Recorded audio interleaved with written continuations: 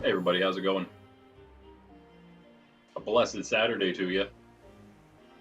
Randy Nerds Templar doing some chilling. Just chilling. We always chill, I guess, but this time we're only chilling. Shiny hunting, hanging out. AMA style stream here. Maybe even come join if you got internet access, you got Scarlet or Violet internet access, you want to do some BBQs at some point, maybe we can get into that. But yeah, welcome. Right now, as the title says, we have a bunch of awesome, well, semi-awesome at least, hunts that we can go on. Right now, though, you can see I'm still hunting these event outbreaks. I do want to be able to connect to the internet soon here, so my goal that I'm currently working toward is to get, sorry again, one moment here, I got the fan on, fan blowing on us here.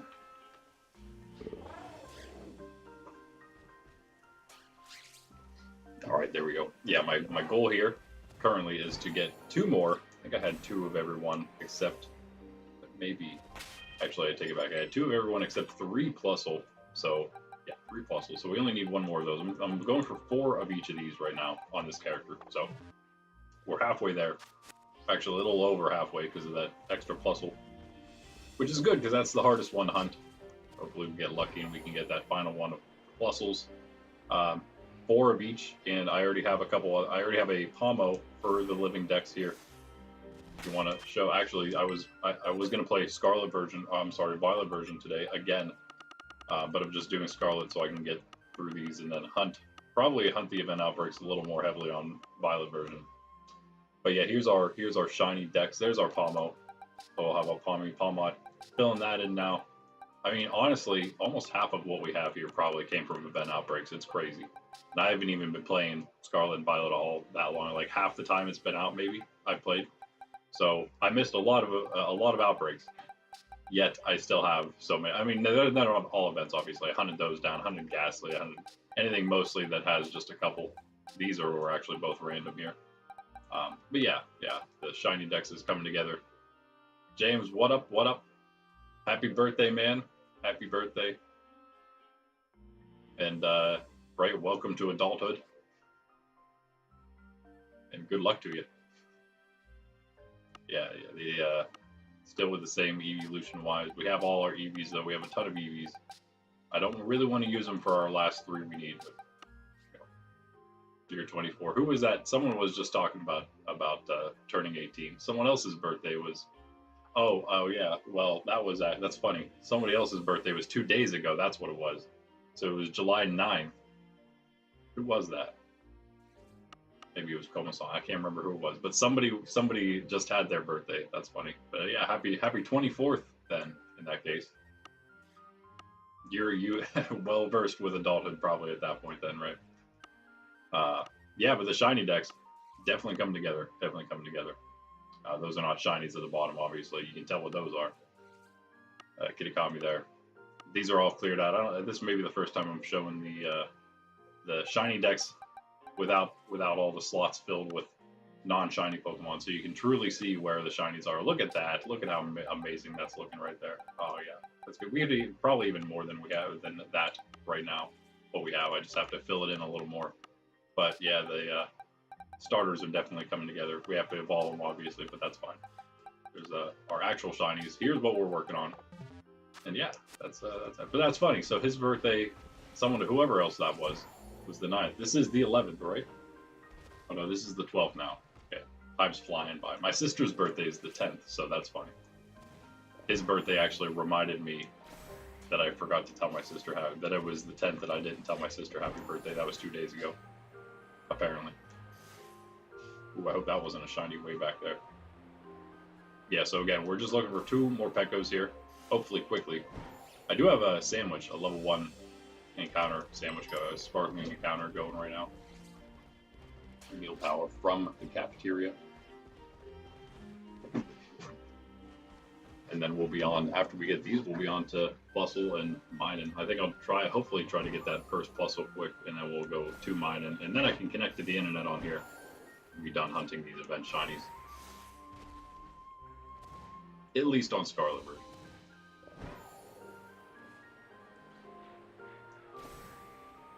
But you go slam it into the ground, and Koran / Miraiden will like do the little dizzy thing, like you almost knocked him out. See if we can do that again.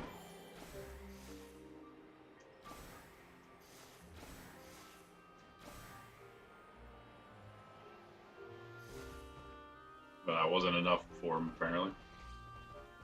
We weren't going fast enough, that's why. Oh.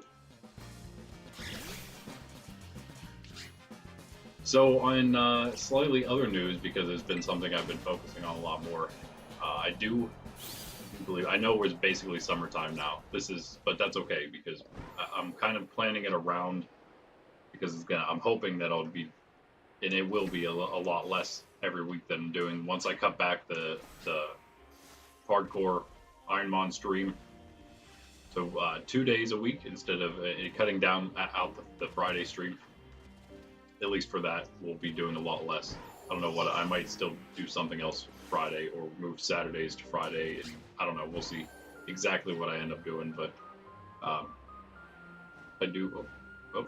I do plan to get the rest of Beyond Lumina out for those maybe few people out there who actually care. Hopefully more of you in the future will, because it's no pun intended there. It's not really a future story, it's more of just a space story. Space fantasy. But yeah, I along the same line, so I want to get the rest of that out this summer. I just found, I didn't realize how much I had written, because I must have written it and kind of forgotten about it. I knew that I had the story, but then I looked and I found something that was a pretty cool, like, short story series that goes together. And I'm thinking about maybe releasing that sooner rather than later. It's a pretty cool story. I like it. And it's kind of short. I mean, it can be expanded upon, but it's short enough that I think I can get it out pretty quick, and it's a nice concise thing. And I thought it was pretty cool when I read back through it. I'm like, yeah, that's actually, I could make it a little longer because it was pretty much like an outline, sort of, which is sort of the way I tend to write things.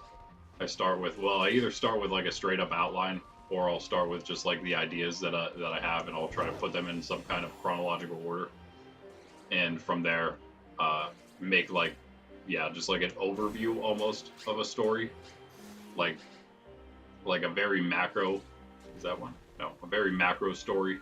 I don't really know how to describe it. I'm sure there's some kind of like professional literature term they have for it, but like, yeah, you sort of start with a macro idea, and then I start like working out all the details and actually writing a story around it, and telling the story behind all of the major events that I had recorded in like a larger document. It's actually, that's the way I describe a lot of my earlier like setup writing for stories, is they're basically like the historical documents. I like history. I also like geography. That's why I like making, and of course, I like stories and games and things, so that's why I like making maps and stuff so much too. Story maps, fantasy maps, different worlds, building those, forming them, super fun. Someday you guys will hopefully be able to see all of that, at least some of that. Beyond Lumina is a little bit of that, but I believe that Beyond Lumina is a little bit different, because it was almost it was and is sort of an experiment of mine, I guess. It just took a long time to get out. It's still not finished, but at least release-wise. But it was sort of to see if I could just kind of make a serial story and just release it on YouTube as I wrote it. I stayed ahead of it the whole time, and now it's just been done. But just to kind of see if that would work out. Obviously, it didn't get much attention, and that makes sense because I don't have a very big channel. But if my channel were a little bigger, which it is now, it's a lot bigger now than it was whenever I first started releasing it. Not that that means anything just yet, but once it's bigger than this, I would hope that, yeah, it would be pretty good. It would work out. And I don't know, that could be a concept we could use in the future for just kind of, actually, that being said, Beyond Lumina or something like it, I guess, if Beyond Lumina would ever finish, because there's a lot more to be told about that. But if it would ever finish, that's kind of something that would always be the running story sort of thing. Like, oh yeah, we could just Not like, I don't know. Eventually, it'd probably end, I guess, because you don't want to just tell a story perpetually. Eventually, you gotta end it.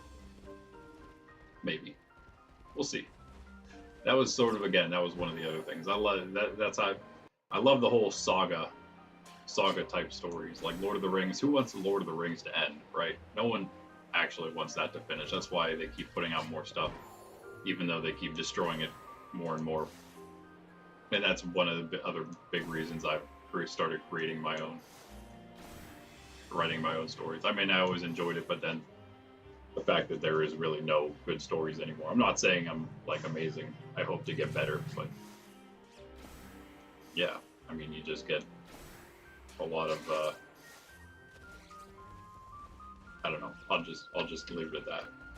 Leave you guys to wonder what I mean. But most of you probably already know. If you know, you know.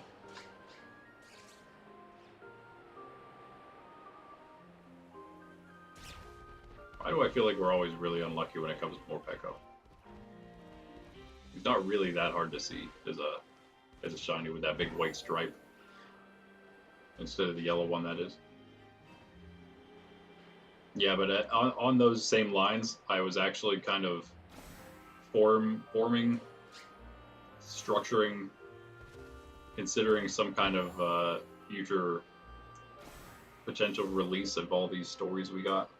That will be not stories, yes, but I actually meant games.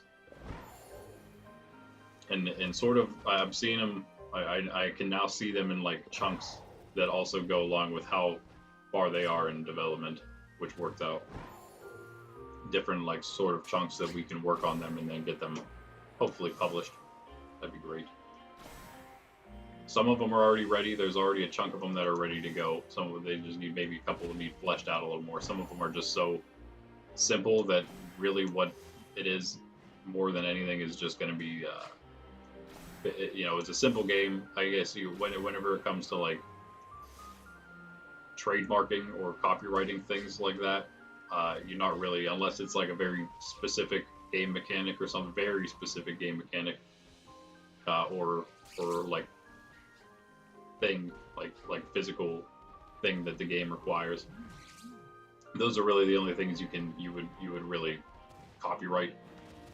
The mechanics of a game, for the most part, you can't copyright that. But that is really neither here nor there. That's mostly what I had all assumed going in anyway. That's why I was comfortable making most of these games and not looking into, oh, did someone do something that's kind of similar to this thing mechanically? Well, it doesn't matter because you can't.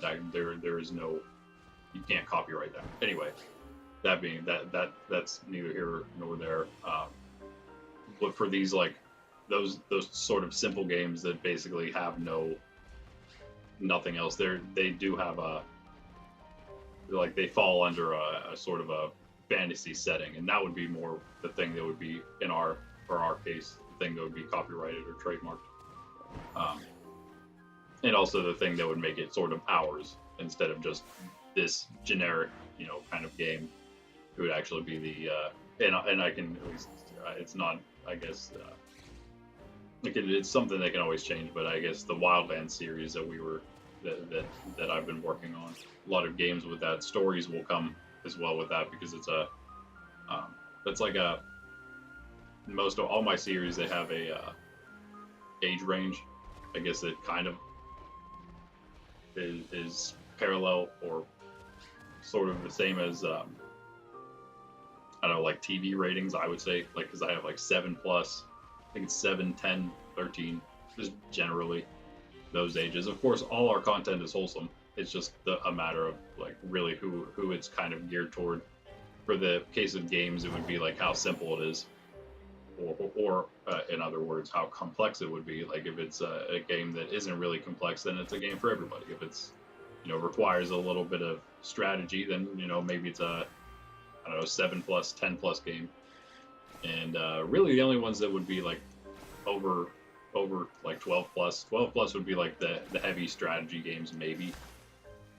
Those may even themselves be 10+, but then it would just be more along the lines of what's the story, like, you know, what fantasy realm world is it based in that we've created here. So Wildlands would be, all those games would be for a younger audience, but also great games. We have a card game I've been working on with that, and again, I've geared it toward things that I'm hoping my own nephews will enjoy. So I'm hoping they can give me some ideas,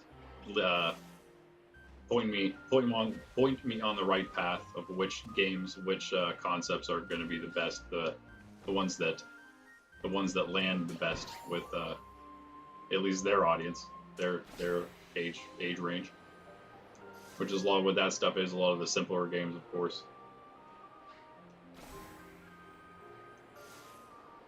And then we have a couple other series too of games. Some games are just, you know, their own standalone thing, but a lot of them are based around series or fantasy worlds, if you will. Beyond Lumina, in fact, that's what I was kind of getting at, is one of them. I want to make sure that I have at least the first season completely out, which it basically already is, so I don't really have to worry. It's not like the games are going to be coming out anytime soon. And 1.5 of the game is like a light version, and then the true version of a game that I've actually was one of, in fact, the first ones I made a while back. It's crazy. I'm so old. It was years ago at this point. Like while I was in college. I didn't go to college right out of high school, but when I was recently in college. But that was still a few years ago at this point. Anyway, I basically just put the Beyond Lumina skin on it because it just worked perfectly. And I have a couple other cool ideas for Beyond Lumina for games. So those would like kind of come out almost not at once, but once. I feel like Beyond Lumina, if it would ever be more of an established story, if it gains a bigger audience, then I would definitely want to make some of those games, at least some of them early. Maybe that would even draw some people toward the story itself. It's just it just gets crazier though, guys. I don't know if anyone out there has watched / listened to Beyond Lumina. Go back and find it in the playlist. It's a podcast playlist. I don't know if that really differentiates it at all. I don't think it does. It just puts a little extra icon on the playlist that shows, oh look, it's a podcast. But it's not. I mean, it's just I marked it as such because you don't really have to watch it. You can just listen to it. So anyway, yeah, that's 22 episodes of a 30 episode / chapter story. So it's almost done, and like I said, those last 8 are going to come out this summer. And it is going to be an epic conclusion to a story that's already heated up, I would say. And again, it may seem, give it a moment, it may seem like it's a little scattered at first, but it's kind of, think of it like it is very Star Wars-esque, but think of it not because of the space things, but because of the way you're sort of thrown directly into the world. I get, obviously I'm like explaining things as I go through the story, as the story progresses from the beginning. I'm explaining, you know, and expanding the world, but you're just thrown straight in, and that's what, and so you kind of, so people are saying things, and it may seem like a bunch of nonsense words, which are both basically, they're all of course proper nouns, and they're places and things and whatnot. So it's not actually, you know, a bunch of nothing. But those terms will come back again and again and again, and then it'll build the world as you're listening to the story. So if it seems like it's a little scattered and maybe there's a lot going on, there is, but it's also because we gotta you know, we gotta set the scene is all. Yeah, give it a listen.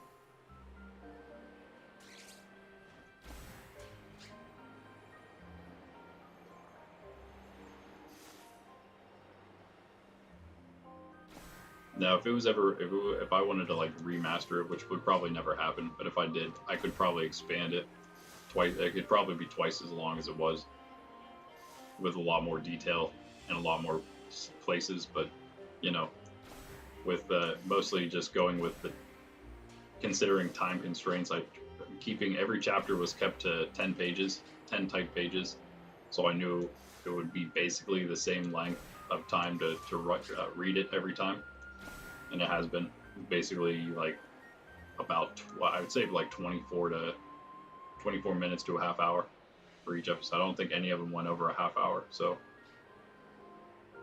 worked out perfectly so far. And yeah, although it was written like kind of almost while it was being released, up to a certain point, finally our first one of two. We're only going for two of these things. Finally, we got one. Almost. But yeah, even so, I had the end already in mind. So that's I think of another common thing where I'm not like I'm a beginner, I'm an amateur writer, author, storyteller, but I've done a decent bit of it, and I do think I understand for the most part at least how some other writers work, which is similar to me, which again is a lot of people work with the ending already in mind. Yeah. So that was one of the things I already knew, and several other things, and I kind of wanted to just built the story with those sort of climax points in mind and work toward them. That's about it. It's a nice process. It was a good writing exercise in general, just for me, if nothing else. Right? That's what I think. So how a writer gets better is by writing.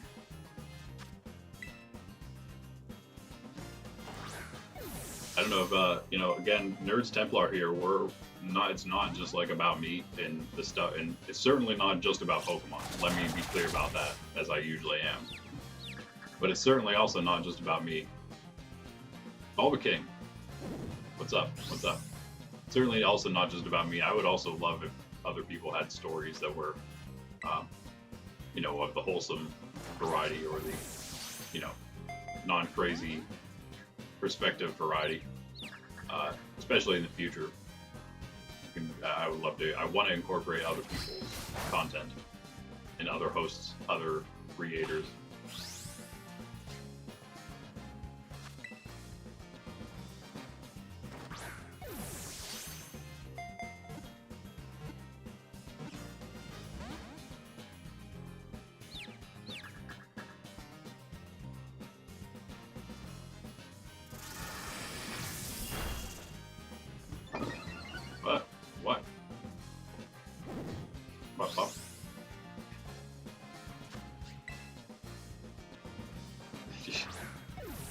Did your dream startle you? There we go. Well, there's one at least.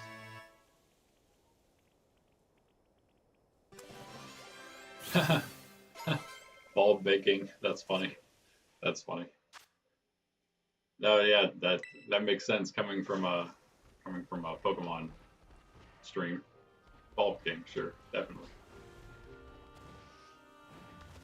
If I'm not mistaken, yes, that is also your icon. Yeah, it's kind of far away, but I can see it.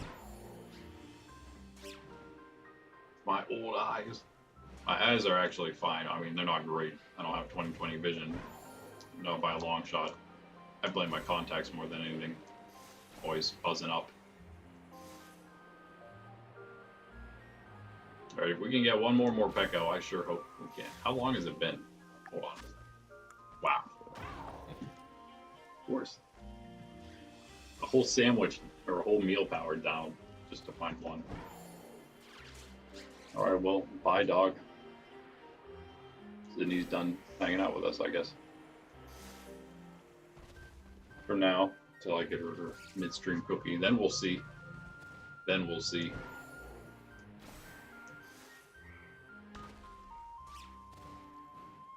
I'm actually getting several, several in general. Right now, our goal is just 2 of each.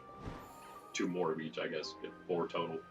If I need 1 more of these guys, we're going to go for 1 Plusle, because I already got 3 of those. And now we got a weird time of day. And then we got 2 mined again. And then we're done. And I can get rid of the event shinies. That's pretty much what I'm working on right now. Something I was kind of doing it off stream. I was trying to get it done off stream before the stream started. But yeah, ran out of time. Wasn't lucky enough to do it.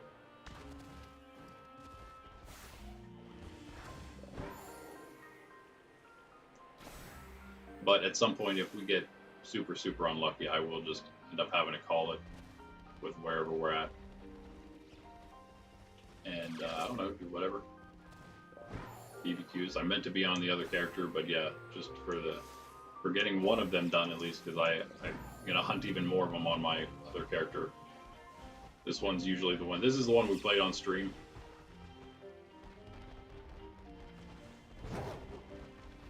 The sun needs to go down. Really messing with me. Yeah, my other character usually does more of the shiny hunting, so I get more. But I have extras because we store them up for giveaways. Which is actually what we would be doing today. We are going to do today. If we have people still hanging out toward the end, we'll do a giveaway. I haven't done one yet, but Saturday, that's what we do. Will do. And I have a ton right now. They're actually on the other character, but I'll pop them over here whenever it's time, because I won't be able to get online on the other one. But yeah, other than event shinies, we do have, of course, we have all those available. A couple other things, mostly evolutions. I think we definitely have an Umbreon, we have an Espeon, we got, I'm pretty sure a Vaporeon, and maybe a Glaceon. There's also a Gengar and a Dratini shiny, so I don't know. Some cool stuff in my opinion. It's the best I can do. For now, that's what we got. We'll be adding in legendaries and maybe even some shiny legendaries, exclusives from other games. At least as potential choices. Whoever wins will have a choice from the box, what they want. Or boxes in the future. It won't all be shinies, but you know, maybe somebody really needs a, I don't know, something. We'll have some of those, like a shiny Hisuian Sneasler, things like that. Speaking of, I finished on Pokemon Go. There's one of those researches is Master Works. I think it's called Catching Wonders or something.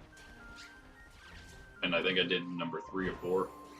And the reward was it was a Pokemon. One of them was a Pokemon, and it was a Hisuian Sneasel, and mine was shiny.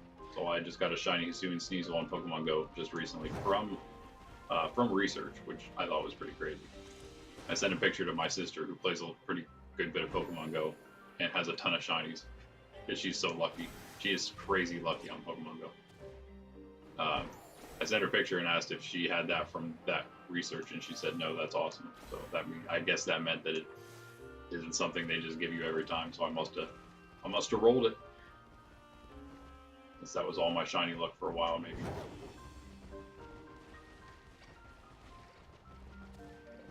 Maybe if I was superstitious, I would believe that. Is that it? No, you're yellow. Man, yeah, these Morpeko. I'm pretty sure we would see it clearly enough, but we're just super unlucky with them. Same with Plusle. Again, the 2 hardest ones probably of the 6 right now.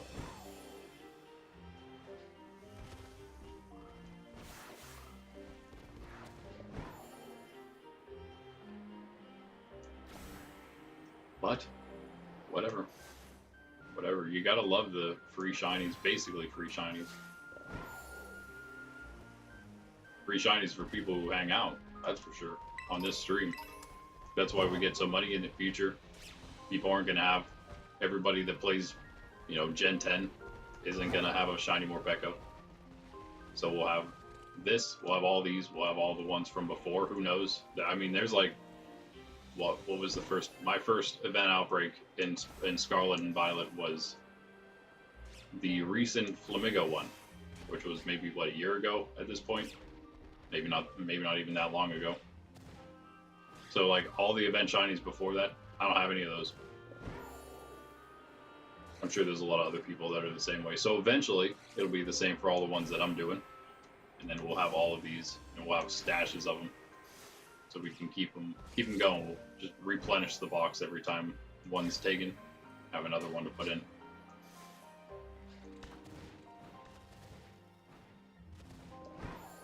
But I got mine, and of course, through all of our Pokemon playing, one of the biggest things we're doing here, other than just basically hanging out, that's the most important thing, is just chilling. And that's why these Saturday streams are the best. Although I need to finish this. I mean, I don't know if anybody out there would want a BBQ or anything, but that's always a possibility. That's why I'm doing this specifically on this character right now. I'm about to give up on Morpeko though, because this is getting crazy. You know what? I might just go do plus level mining real quick. See if we can get a little lucky there. One more check.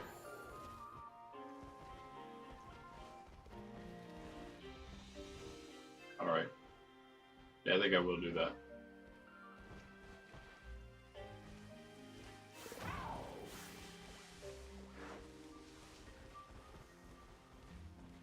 We'll start. Hopefully, we get lucky with Flussel and we just get the one we need and we're done. Let's go and get a what do they call that? The Academy Special down here. There may be a couple other shinies I got that are non-event ones. I gotta check my home again, see how many extras I have of some other things.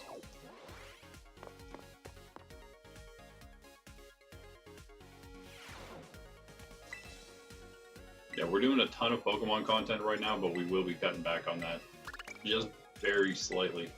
Basically just Fridays. I think we might keep Saturdays still the same as it is right now. This stream, our Hangout stream. Thought about maybe just moving it to Friday and doing Saturday something different. We'll see. We'll see. But around that same time, aside from Beyond Lumina, the end of that coming out, the last 8 episodes of that, we'll probably, hopefully do something different. I would kind of like it if we could play a game. We'll see. We'll see what I can manage. I mentioned in one of the past streams that I didn't know, but whenever we were at a family event recently, an extended family event, I was talking to my slightly younger cousin. I think he's 26, I believe. He is 26. Let's go to this one. I knew he was in law school. He's actually interested in like entertainment, law pertaining to entertainment. So it's like, hey, that's right up my alley. Maybe you can be my lawyer. So that was pretty awesome, I thought. Interesting how God always, you know, he's if you want to do his will, he's got you covered. If you're trying to do his will, he's got you covered. Maybe not like that specifically, but all the time, but he's at least with you, if nothing else. And sometimes it's like that. Very good. We'll see what happens with that. I mean, it's of course just a piece of the puzzle, not one that's necessarily needed immediately, but it'd probably be, I mean, just to have, you know, get some legal advice, if nothing else, on certain different things as we proceed through.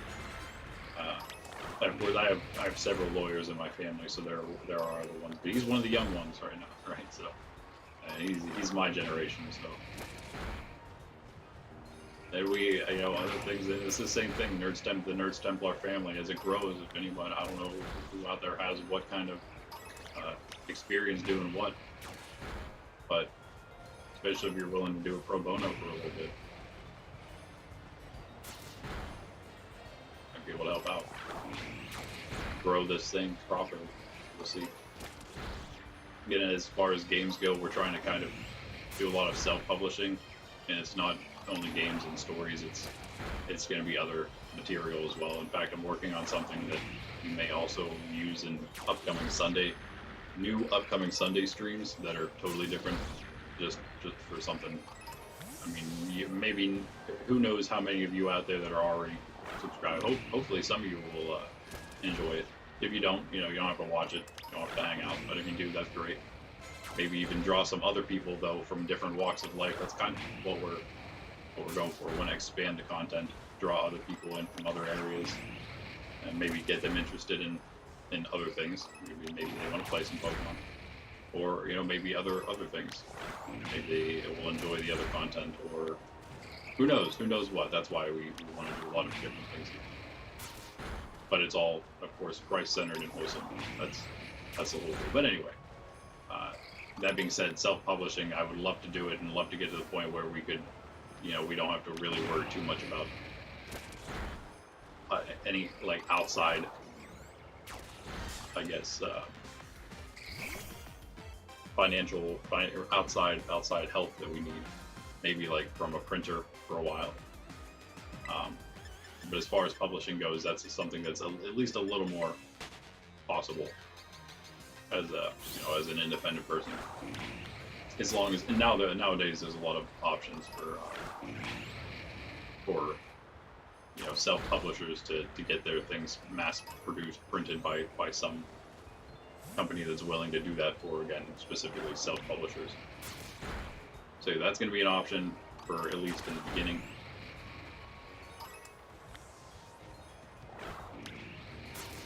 There's so many out there. That's just one small aspect of it. It would also be great that just the game company itself would be another one that we're maybe in tandem going to work on. But that being said, one of these big games that I have in the making right now, one's probably, I mean, it's probably one of the ones that are farther ahead, especially in terms of the ones that are like more substantial games. Yeah, it's like a big one, and it is probably, in fact, the farthest along out of any of those types.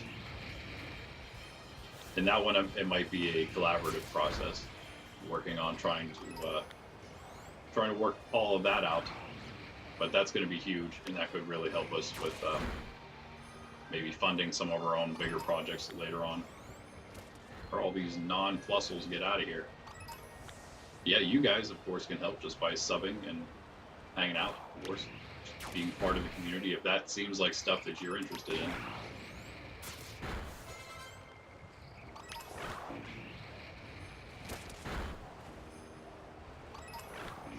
These guys are really hard. You just gotta. It helps if it's not blowing. Thank you. The blizzard stuff. Slightly darker ears. Well, slightly darker everything, I guess, but it's pretty hard to see.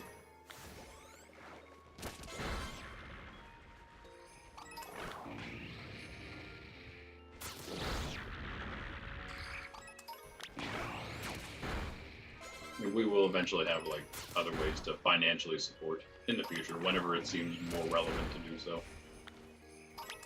Maybe in the near future, we're trying to hit, right now our like actual goal for the channel is to hit 500 subs this year, by the end of this year. And that'll unlock some stuff for us. Memberships, do monthly memberships straight away right there. So that'll unlock some way of financially supporting the channel. And that will, supporting the channel will also go towards supporting all these other endeavors to grow Nerds Templar as an entity in and of itself, rather than just the channel of Nerds Templar on YouTube. I see it less as like an organization or like a company or even like a non-profit, but I see it as all of my things, like an apostolate for a ministry. That's what we're all about here. Everything's for the glory of God and the salvation of souls, as they say.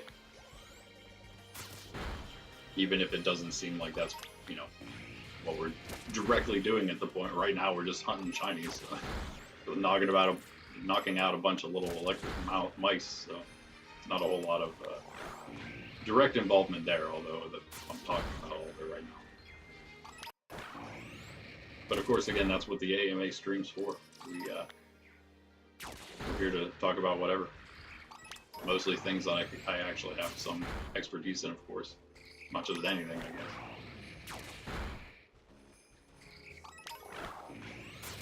But yeah, we're here every day of the week, by the way. This is the only day of the week we do this kind of just hanging out. Very casual, very laid back. Although most of the streams are just casual and laid back. That's kind of just how it goes.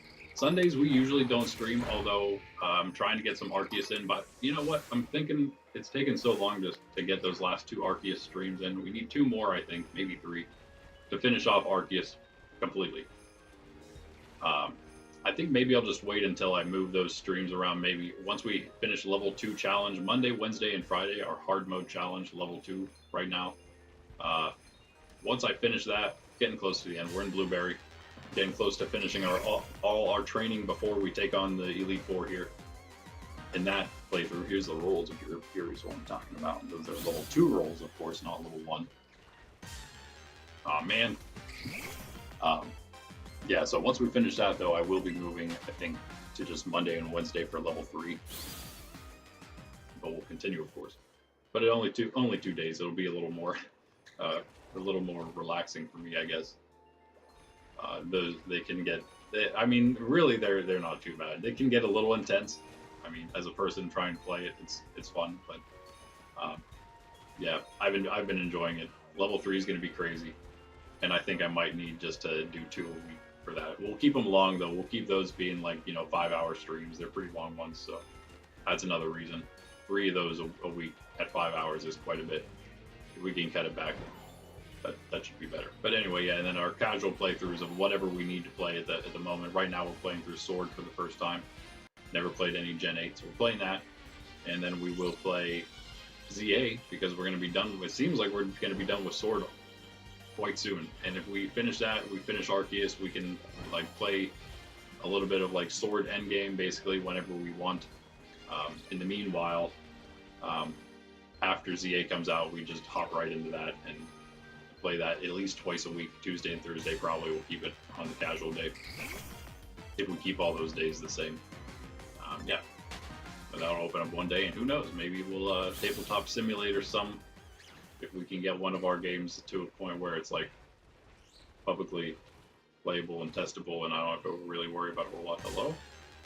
Are you just in the not a shine, just in the glitchy shade? I was gonna say something else about that. Oh yeah, just the schedule. That's about what the schedule is. Tuesday, Thursday for the casual playthrough, Sword right now, and then Monday, Wednesday, Friday is that hard mode. We have some videos coming out. I'm trying to reset everything, trying to get it really, like myself, that is, mostly, more than anything. After doing we had a bunch of videos. They kind of were pushed back. Finally got one of them out. I'm kind of resetting the schedule for videos now, and hopefully then this week coming up, that'll be all back to where it should be. Twice a week we're doing our water type challenge. Twice a week we're going to be starting this week. Let's Go Pikachu level 1 challenge. So I hope anyone out there maybe who's a Let's Go Pikachu or Eevee fan, especially that series seemed to do pretty well. Hopefully you or anyone else out there, those Let's Go fans will want to try that challenge out as well. If you guys want to try those other challenges, I'm definitely interested in knowing how you do and what things you did differently from me. They're always throwing me off in the shade over here. I don't think it's a shine. This is the one reason not to hunt here. I always pick the polar biome. Why do I do this to myself?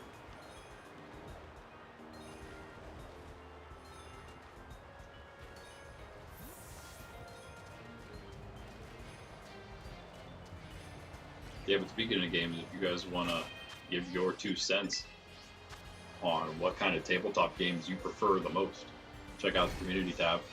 There's all kinds of stuff, polls and things to vote on in the community tab. Go tell me what your favorite evolution is. There's two different surveys on that because there's 8 of them, and you can only put 4 in one survey. So if I broke it up in 2 different ones, you can actually vote on your 2 favorites. But of course, they're different lists. So it's your favorite of the first 4 and then your favorite of the second 4 on those lists. But I'm interested to know all kinds of other surveys and things, but I'm definitely curious to know what your most like prefer. I got like trading card games. We got like RPG-esque that are like more like, I don't know, competitive style RPG, if you could call it that. Is that a shine? No. Or maybe just like party games or strategy games, more straight up strategy stuff. Also, You know, I was trying to make them all like competitive style games. I think they all count as that, except maybe the the party games. But they deserve to be on the list as well. It's like the 4 generic categories I could come up with. That one again. Why do these? Is this the same one? No, that's definitely a shiny. That is absolutely a shiny. There's no doubt about it. It's just in like the same spot. All right, that's good. Got Plusle out of the way pretty quick there. Now let's get our 2 mining, and then maybe go and try to get our 1 last Morpeko again, and then we'll be done with them. We'll be done. We can connect to the internet. We can get the Tomo or whatever his name is. Raid. That's it, right? Yeah. Was that the little one? I can never remember. It's either the little one or the big one. Or where is the mining? I don't know if I want to do the polar biome again. I really want to do this. Well, we can't do the savannah. And if, by the way, yeah, we do have a Squirtle outbreak, as the title suggests. We already have some Squirtle. Wait a second. How many Squirtle do we have? That's a good question. I know I have like 1 to use. Or do I? Wow, never mind. I take it back. I have some. It's not that one down there. They're in home right now. Okay, well. Maybe I only got 3. I'm pretty sure I got 1 for me, and then I got 1 for each of my nephews for prizes in their battle teams.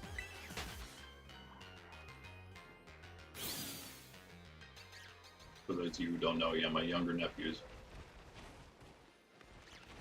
this is their first Pokemon game, and I have right now like 10 levels of battle teams for them to fight. I have 25 overall.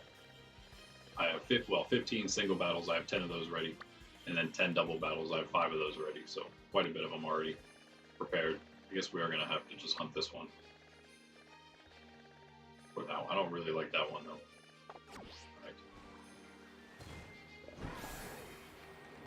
And they get shinies as rewards every time. Helps out that there's so many event outbreaks. I don't even need to use these as rewards, but I could substitute them for some other ones. Unfortunately for them, they just got the Swaddle reward, which they were not like all that interested in. I can understand that. But back whenever I made those, and I didn't really have all the options I do now. In fact, maybe I'll just give them. I don't know. I think my younger nephew found a mining because they got these outbreaks as well. Is he? Oh, he's in the cavern. Okay, good. I think I maybe prefer that. Oh wait, what? What is this guy here? That might also be in the cavern. Let's see. He's got to be. There's no way he's on the side there, right? Yeah, maybe I'll give them for a secondary reward. Okay, it is out here, right here. I like this one. I'll give him, well, Plusle and mining, but I guess I'll just give him Plusle, and I'll give my older nephew both Plusle and mining. As a sort of an extra reward, since, you know, I mean, I'm sure there's some Swaddle fans out there, or, yeah, that's the first one, right? Swaddle, Swaddloon, and Lemony. You are. Well, you know, good for you. That's great. I don't know if there's many of them, though.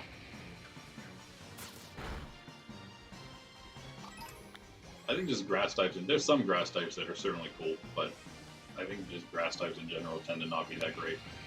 I don't know, again, maybe that's just my opinion. It is just my opinion, but for the most part, I think that, like, if my nephews ask me, it's simple whenever they ask me, choose, what do you think my favorite 3 types are? Now, they work completely different than each other, but Dragon seemed like the most obvious choice for any young man, right? As like a very good potential top 3. It might be one of my top 3. I have no idea. I can't choose something like that. It's way too hard.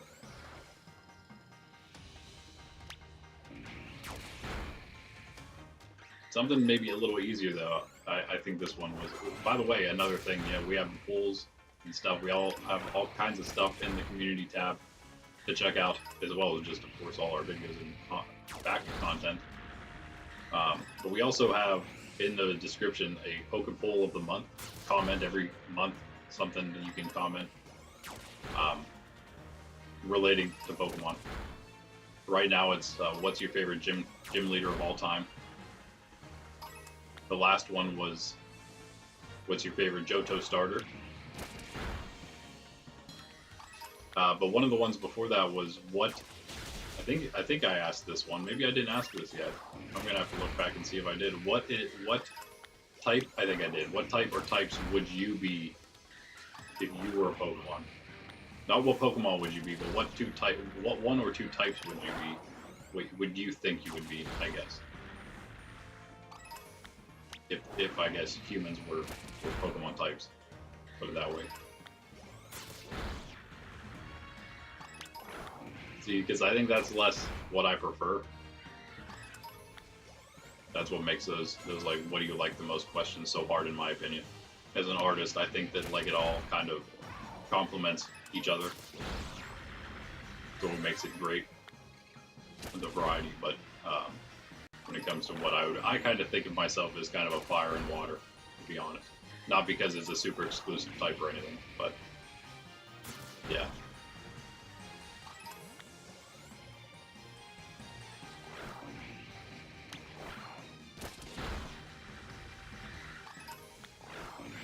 Maybe you watch more streams, that'll come through, I don't know.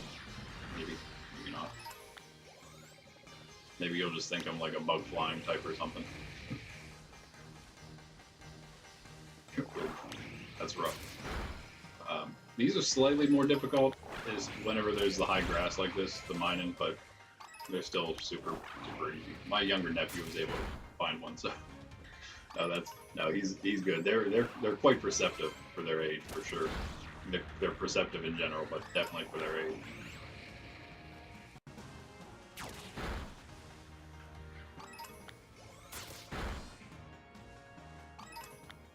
What's up, Buzz? I don't think that's a shiny. A couple here that are tough to see though. Electabuzz, especially when they're by themselves, don't have any other references around them to see if they, because he's just a little darker as a shiny. Making me wonder there, Electabuzz. No, yeah, he's regular. I think, yeah. Maybe like even around other yellow Pokemon, maybe makes it a little easier to tell. Like the Mayan. Elekid's the same. Elekid's actually, I think, harder to see probably than Electabuzz, and I think it might actually be brighter yellow, the shiny. Scrafty, probably the hardest of them all, just slightly darker himself. Not Scrafty, Scraggy. Scrafty's probably the easiest to see of those that I mentioned. Scyther, easier than most of those probably, other than Scrafty. I think Scrafty's pretty dark. He's quite different. Don't have either of those yet though.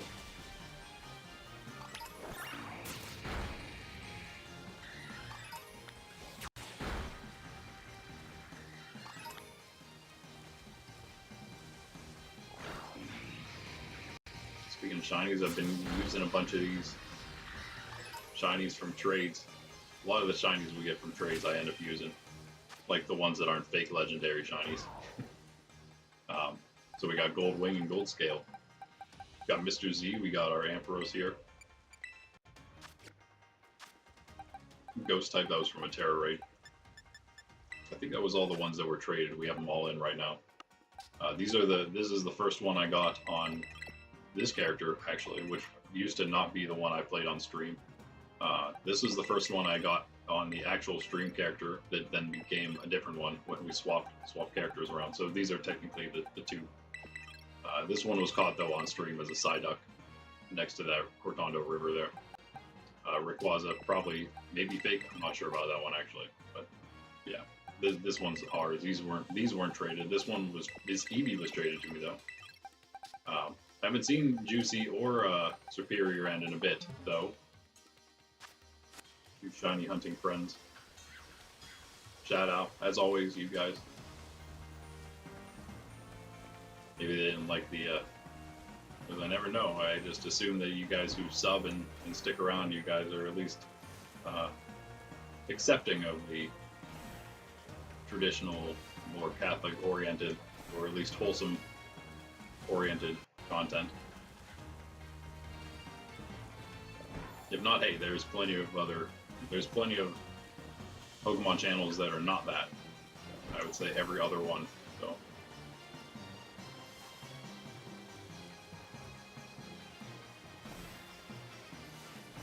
In fact, there's not a whole lot of places anywhere, Pokemon or otherwise, that are like we are here. That's why we're small. We're growing, I think, at a good enough pace. I'm happy with the growth because it's a very natural growth. We don't have any. I'm not buying subs. I'm not doing anything crazy. I'm not putting on any kind of weird show to pull people in. So it's very natural growth, but I'm happy with the growth we have. But we're very niche here. Although I think it's something that's very necessary. That's why I think that it has to be, and I hope it will eventually be something that's much bigger than just me, as it should be. And it's funny because as a Catholic that listens to a Catholic philosopher and theologian at that, oh, there we go. Well, you're actually quite dark, much easier to see than I thought you would be. I listen to a lot of that stuff. That's most of what I'm doing in my non-stream time. Listening and researching and reading and writing and all that kind of great stuff. And mostly the whole Catholic and religious and just traditional world in general is saying the same kind of thing. It's just that they're saying it in a way that doesn't really apply to exactly what we're doing, but we're applying it in a way that I don't think really anybody else is. I know that probably makes no sense to any of you, but don't worry. Don't worry, we're one mining away.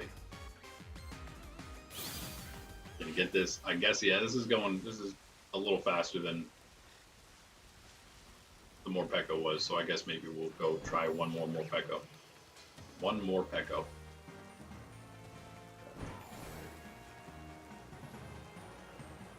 Yeah, but all that being said, I am going to try doing slightly more Catholic content on Sundays, since we don't really do anything then anyway. To add something extra in. And, yeah. Come hang out for that. It's not really going to be, it could be, maybe for the end of it. It's not going to be super long. Maybe the end of it can be a little more Q&A or something, but yeah, for the most part, it's just going to be hopping on to do the thing relatively quickly, maybe even a half hour, even less perhaps. Probably about a half hour or longer. And that'll be that. It's going to be hopefully again another running series we get going.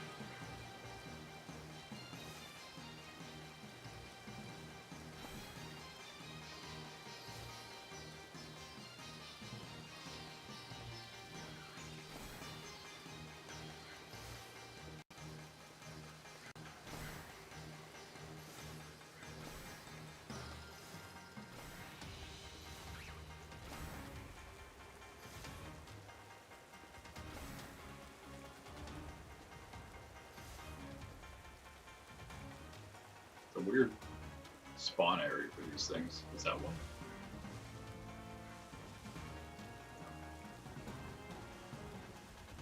Is it just me? It seems like it's this full ledge. Spans from like that tree the whole way to over here. But then it ends like right here.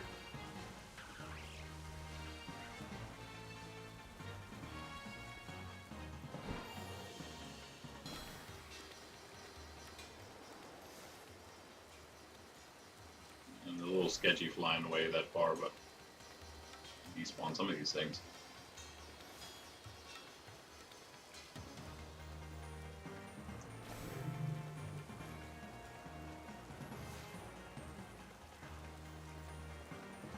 Did you hear that?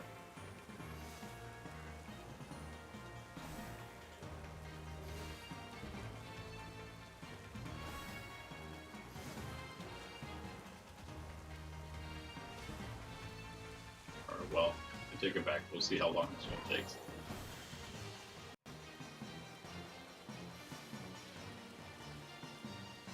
I wasn't planning on hunting Squirtle first, but now I feel like I might have to.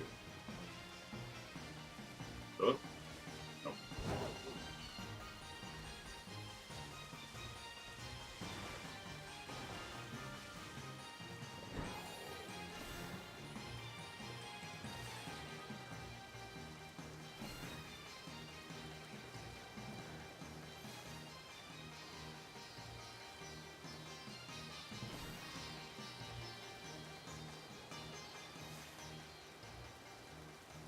Yeah, but anyway, some of those, at least like the party games we're making here, have made already. I think I have like at least a dozen games that have been tested by me and my family, me and the nephews and the nieces and my sister. Pretty much, that's about it, I guess. But they're definitely playable, and I think maybe some of those party games we can get out, hopefully sooner rather than later. Maybe one of these days, once we cut the streams back, got one of our Pokemon streams out in the near future. Probably not going to be quite ready for any of our own games yet, but yeah, hopefully it won't be too long before we are, and maybe we have one day every week where we just hang out and play that. Whether it be, at first it's going to be Tabletop Simulator, so it's going to be another exclusive thing, just like this is. This is, you know, it's whoever has online access on the Switch, those are only the people that are able to come do the Union Circle anyway, so it's not like this is completely open either. That will be the same, whoever has access to Tabletop Simulator, or at least Steam, because I think if I have, which I do, of course, have the game or app program called Tabletop Simulator, I believe you're able to invite up to 3 other people to play if they don't have the game, but they probably need to have Steam for you to invite them. Because that's the way that I have it. I have Steam. So either having Tabletop Simulator to be invited directly through that, I assume, is also a thing you can do, or have Steam and be one of 3 people that I would be able to invite through that to play. We would be able to play every week. We'd be able to play one of these, one or more. I mean, because again, I have several like party games already prepared. And at least one of them, I believe more than that, of the ones that are already ready to go. They will have like multiple boards and stuff that'll come out later on, like expansions.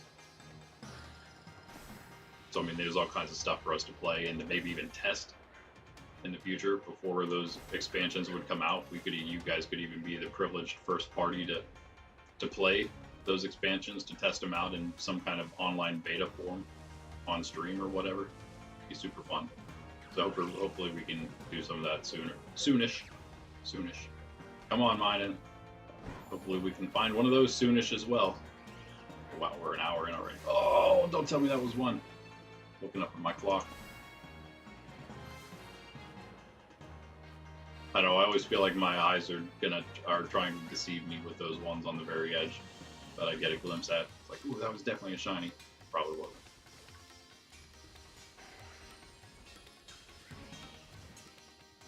Again, just trying to get some for you guys out there.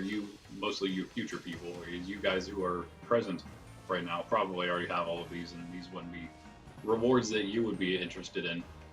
But people in the future might definitely love a pair of +1 Minen. And when I saw that those were the event outbreaks, I was super excited. I mean, they were all great ones, I think, but specifically for these guys. That being said, I'm thinking about running around with a Pachirisu, shiny Pachirisu. I think I'm gonna single one of ours out here, and I'm gonna put him into our shiny party.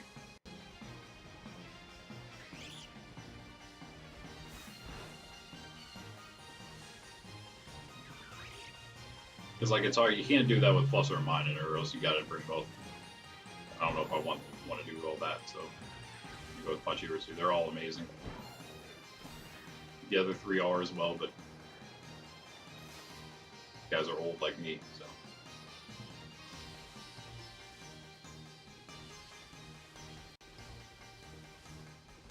I am really liking Dedenne though.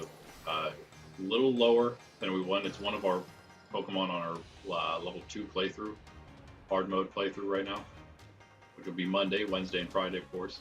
As we finish up, it might only take us 1 more week to finish that. 3 more streams to do it. I don't know. It's kind of a stretch at this point. We might need a little more training on Monday before we start into the BB Elite Four. But if we can get through them, because we already have done it once, we can get through them easier than last time. Half as easy as last time.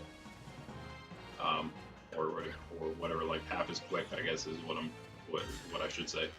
Then we could probably do it in 3 episodes, even with more training on Monday. So anyway, I am using Dedenne. Super cool Pokemon.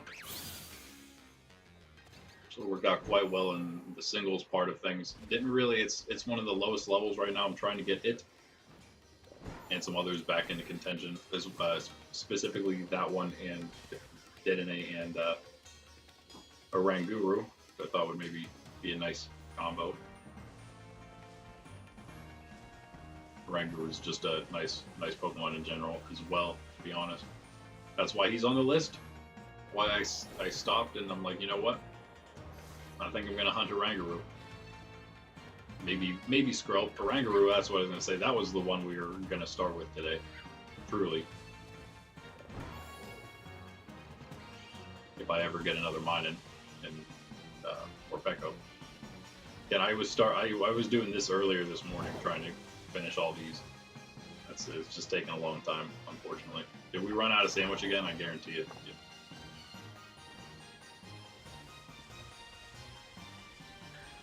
I did buy it, right? It just took us that long.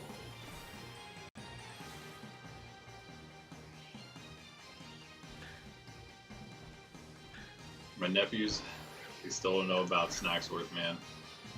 I'm not telling them. That's the one thing they have left to discover. But the funny thing is that they didn't discover it, even though they've walked past him, I'm sure, several times, and they've seen his yellow text box. They had to have at some point by now.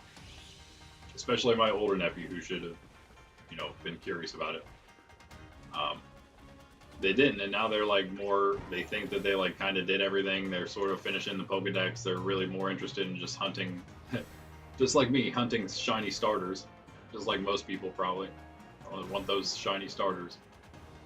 So they're not like, I guess, not spending a whole lot of time in the entrance anymore, and they're now playing Let's Go. And my older nephew, he has a gift card he might even be using on a new game at some point. So, new Pokemon. I'm not sure if he's gonna. I don't know if he's gonna if he's trying to wait till ZA comes out and he wants to get that, or I'm thinking maybe Sword or Shield would be better for him. But I would probably maybe just suggest that and then let him decide. I haven't done that yet, but anyway. Since they're more interested in that, they kind of passed it and missed it because they didn't really look. And I kept telling them there's so much more in the game that you don't even know yet. You don't even know how cool it is, and that doesn't interest them enough to even try to look, I guess. But that's okay. Eventually, and that's why I wanted to get them, and I did now. I got Articuno, Zapdos, Moltres. I got Trachean, Virizion, and Cobalion on Violet version. I already had these guys on here, a bunch on here, but they're just random ones. Actually, no, they are not random. They're the same ones, plus others. We got the Rayquaza, we got the Reshiram, got Kyogre. We got tons of snacks as well.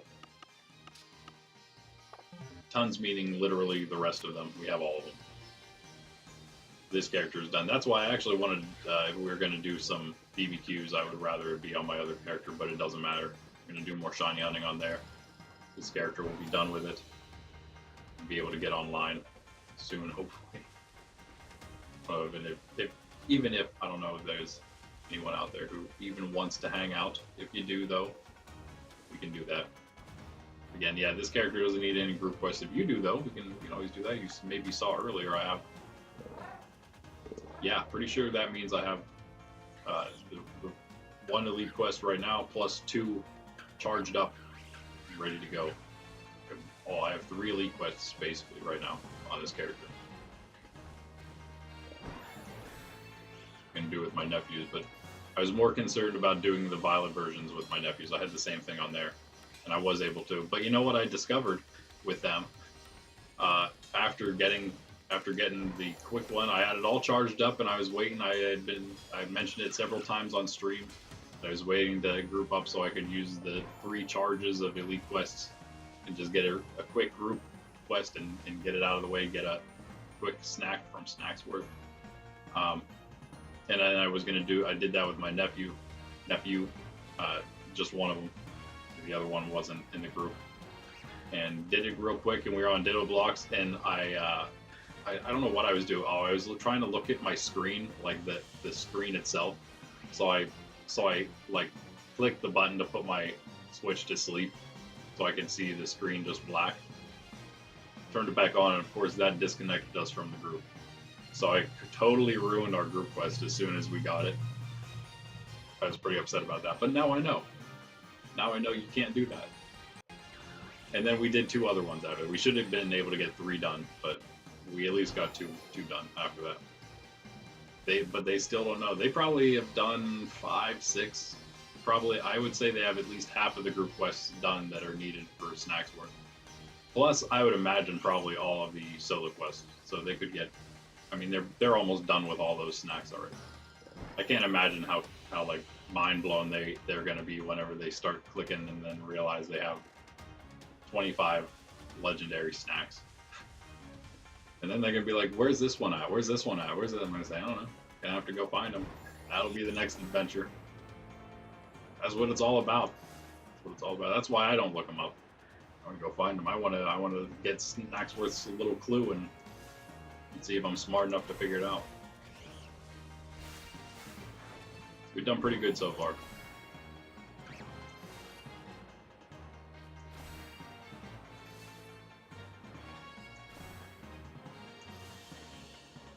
Please mine him. Why are you proving me wrong? I don't know why I was so confident we were going to get another one. So nice and easily.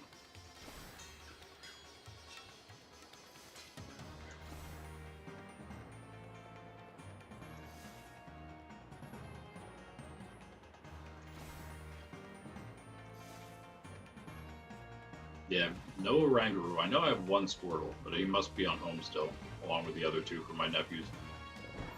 We definitely need to get more of those. But I have no Oranguru. And I have no Skrelp. And so, like, I do want, so the 3, again, we're trying to get a complete living ShinyDex. National ShinyDex. On home. And so first we have it on here.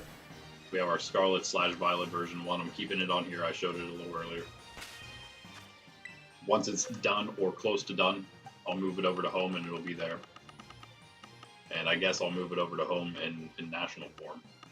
Eventually, I'll eventually shift it over to that. I wouldn't mind having another one that I keep on Scarlet or Violet, a whole nother one. But what it'll probably end up being, and again, all of these are shinies. If they're here, they're shiny. Except that bottom row there. Those are the mighty raids. But yeah, what it'll probably end up being is just like what I would like to have is one of the final evolution of everything to use as a shiny on the games where they come from. So that's what I'm kind of working on. So say for like a starter, it would be 3 plus 1 more to actually use. And my other character would have 1 as well. Again, this is all for events, rewards. That's what. Rewards are empty right now because we moved those over to Violet version. We can move them back here later. We got people hanging out for a giveaway. 11:30. We'll do that about, I don't know, 12:30, 1 o'clock. Maybe toward the end of the stream at that point. We'll see. We'll see. Tall tree here for no reason. Yeah, I have so much cleaning up to do and stuff. Thought I was going to show something else. I guess not.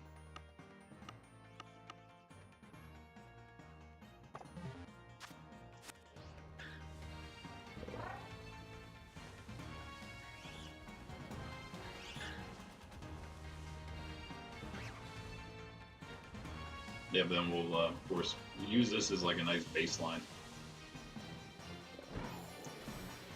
Oh, what I was going to mention is that, of course, so our big milestones to begin here are evolutions, because I love those.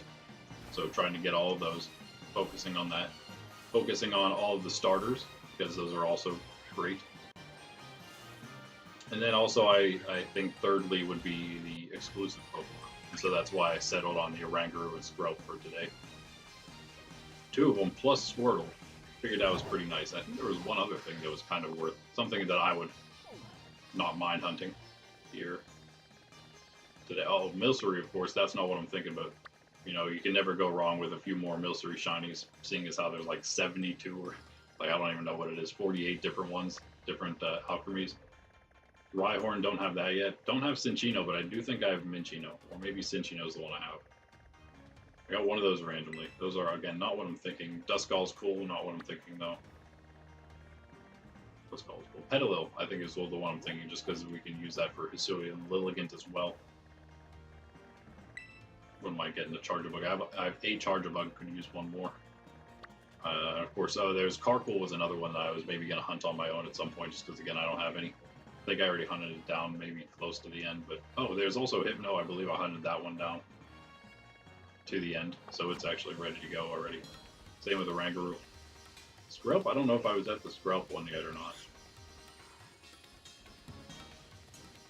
Oh, you know what? I was, and it was super annoying because they go underwater. I don't know how to...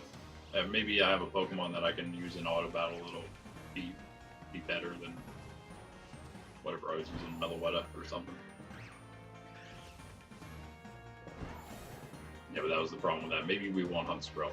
I don't know. He's gonna need hunted eventually, and he's always gonna be annoying probably. So good to deal with it eventually.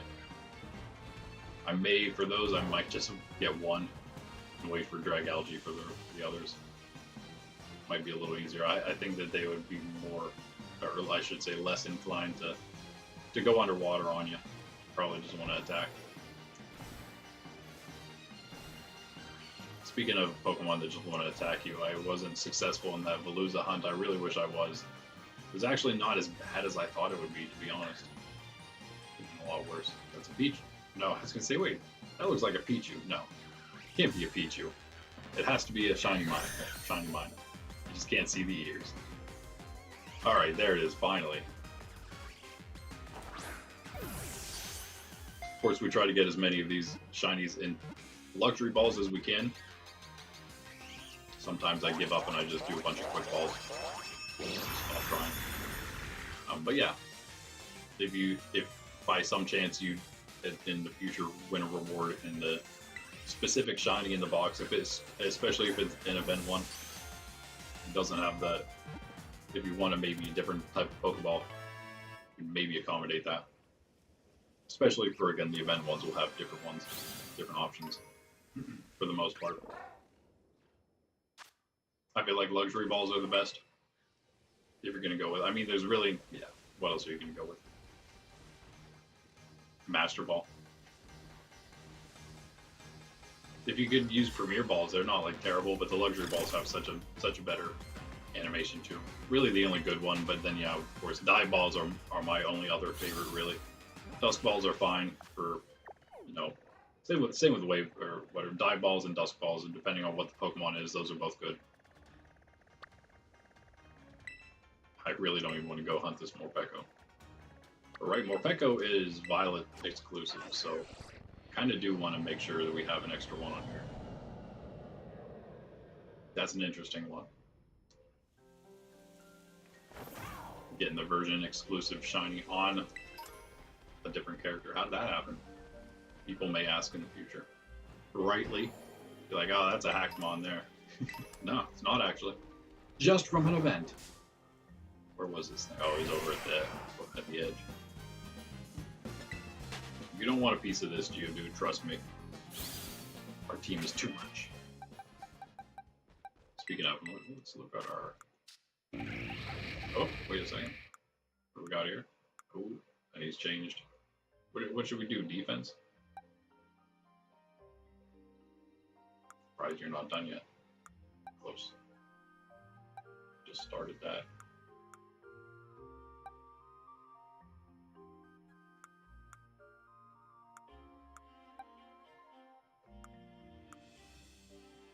don't know what I'm going with for most of these. Maybe just do that.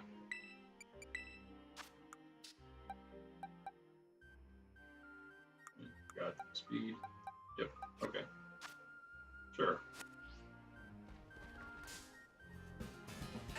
Not that important. I mean, it kind of is, but we can always fix them. These aren't like competitive Pokemon or anything.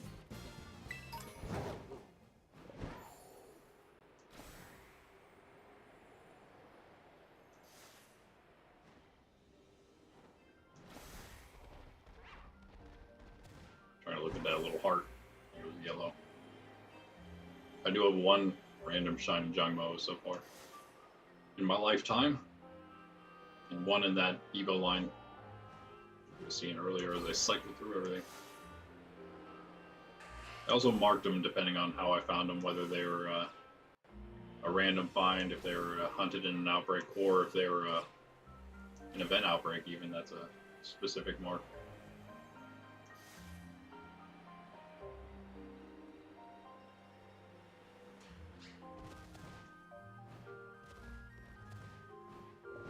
Alright, come on. Come on, Morpeko. Help us out here.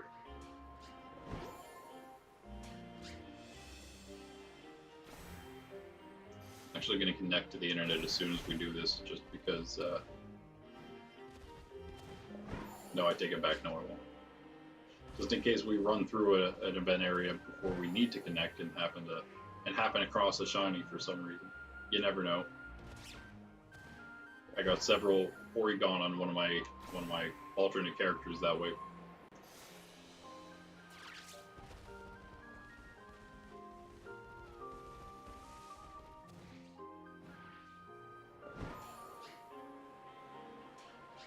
Which was nice. I was glad to have a few more of those since they did so many. I didn't really do a whole lot of hunting those outbreaks, all the Porygon and Porygon 2 they had. So it was nice to have a few extras of those. I mean, what a great fight. Everyone loves Porygon, right?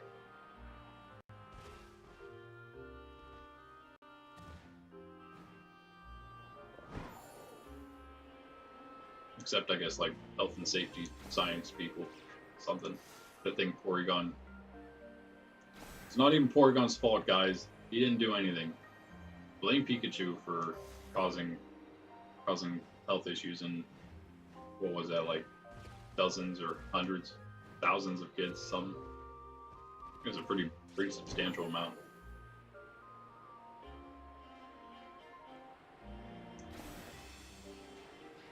It's not Porygon's fault.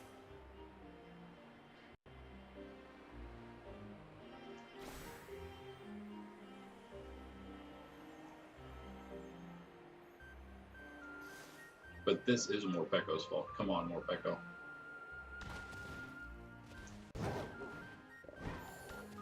By the way, guys, we have... You know we would. We got Pokemon-like games in many different aspects. Not really anything that's like... No, they're quite different, but of course, like we talked about, game mechanics can't be... unless they're extremely specific, can't be trademarked or copyrighted. So, yeah, but still, our games are quite different. The ones that would be like Pokemon, quite different. But I don't know. I think for those reasons, also quite awesome. You'll just have to wait and see, I guess, as we build up to getting those types of big, substantial games out. Let me think, though. I can give you some like very, very minor details that really don't mean anything. Maybe they mean a little bit to some of you. I don't know. But let's see. Yeah, there's a couple different ones. One of them is trying to think of when the next, like the first one would maybe be out. I talked about like different chunks of my games in different sections, different stages of development, and how those would be sort of released. Maybe, I mean, it just kind of dawned on me when I was looking at a list of games yesterday or the day before that. And then like kind of putting those in terms of some other things, and I looked at it and I'm like, hey, there's just like this nice almost demarcation. Obviously they're not going to all be they wouldn't all be released at once, but it's like, okay, now this is good. I can almost see a path now where these are going to be the focus now first, and then I can get those out, and that'll hopefully launch us into being able to do the next chunk of games in a decently close time frame or something like that. Anyway, yeah, I guess as far as Pokemon-like games go,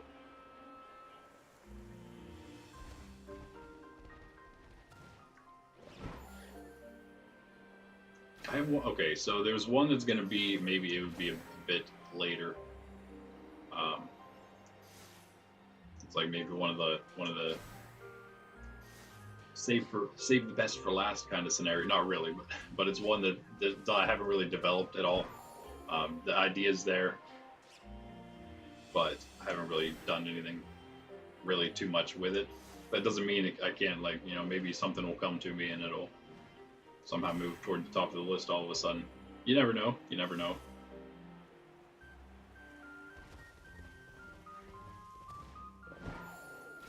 One of them is part of, I can say this pretty freely, I think shouldn't be an issue. I have several different stories.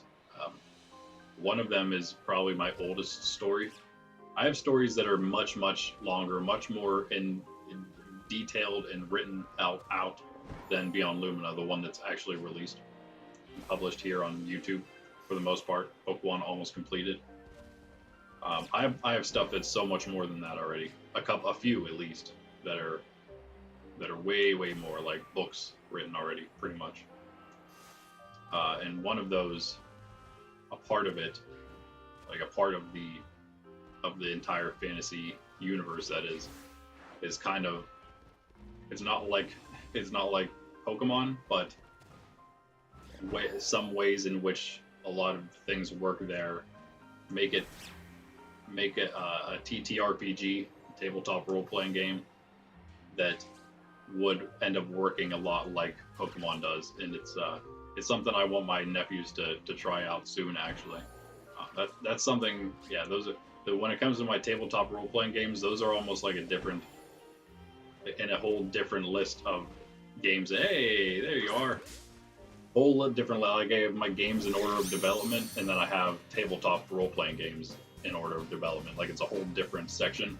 So those will kind of come out in their own pace as well, and they'll be a lot more tied to the stories in which they come from, because they're all I should say from which they come grammatically correct. Yeah, because basically all our TTRP. Thanks for huffing into my coffee cup. I appreciate that. Yeah, they're all tied to the different stories we have. So I don't even see a difference with the Hungry Morpeko as a shiny. Is there? What's shiny about the Hungry one? Is his blue different, or is inside stripe more blue than purple, or something? Oh, something does look different there. I'm not used to seeing it enough. That would be probably, yeah, that's probably like the most Pokemon-like one, but again, that's something that I've had out for a while. I have an entire, yeah, so I have enough of it done that my nephews could play like a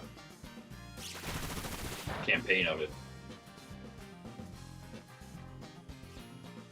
Probably like several sessions, because you could go through the entire game and level up your monsters and stuff. Again, I'm using generic terms here, Pokemon-like terms, but this isn't necessarily what it would be. It's just, again, mechanically it would work a lot the same. Seems super awesome. It's again a part of a larger story, which I think even makes it even better, because it could even then be implemented into that story into different role-playing games that have even more mechanics if people wanted to go even crazier with it. But yeah, again, it is its own thing. Who knows? And other than that, I have one other one that's probably the least of the three if we're going to count the one I was talking about earlier. That's not really a story. It's more of just a game, but it has a lot of Pokemon elements to it. That one the TTRPG that is very Pokemon-esque, and then this one would be the least Pokemon-like, but it is probably the farthest in development, and I don't know, feeling away kind of similar. I guess that's really a lot of very vague information. I'm sorry, but I'm super excited about it, as you can maybe tell. Like I wanna try to start getting this stuff out as soon as possible to you guys, so we can enjoy it together, and you can just see what I'm talking about finally, and help me improve it. That's one of the biggest things. So, again, if you are interested in any of this, like, subscribe, definitely do that either way. But if you're interested in maybe getting on the ground floor of some of this stuff, join the Discord in the link below in the description. Yeah, it's a budding Discord channel, but it's growing. It's growing slow, just like our channel here. A little slower, but what I would expect it to be. Eventually, as it grows, we're going to be using it more and more, definitely. And that will be the place where we kind of set up all the stuff for off-channel, which is going to be where it starts, the private testing of a lot of these games. It will start there. So if you want to maybe help with some of that, join the Discord and just kind of stay tuned, I guess, as we build up to some of that stuff. Well, hey, that was the last of our event Pokemon we needed, guys. Finally. So I kind of want to do Oranguru just because we could get really lucky. I already hunted this one down, so we don't have to knock any out here.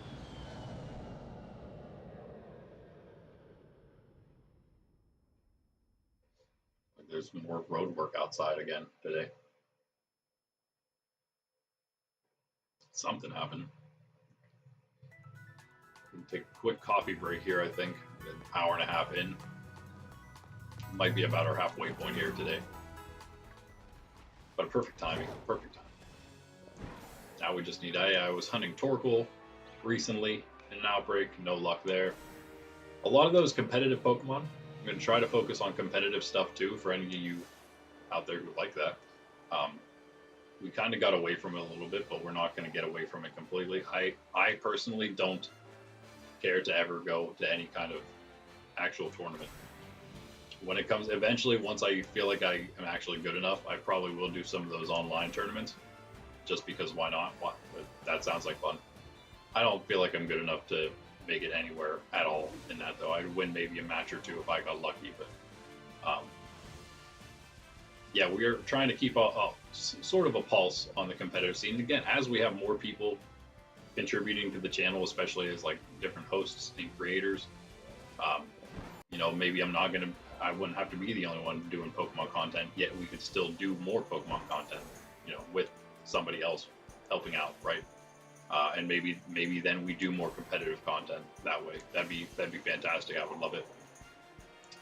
But yeah, I do want to keep a finger at least on the pulse of the competitive scene, and continue to, as we can, also sort of favor those shinies that people are using, Pokemon that people are using in competitive play, so we can kind of, you know, I don't know. At higher levels, I highly doubt that they really care.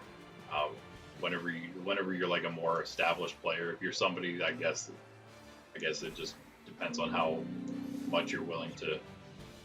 I don't even know how it all works. I don't know if I want to know how it works.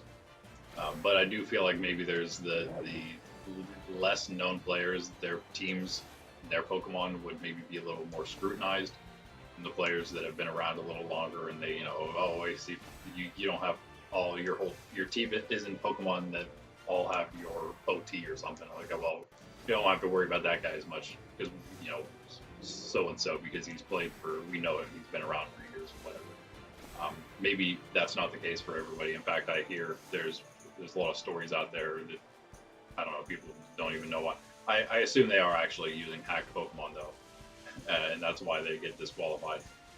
But I do know that it's, I guess, considered at some level, maybe again that low level, people might consider it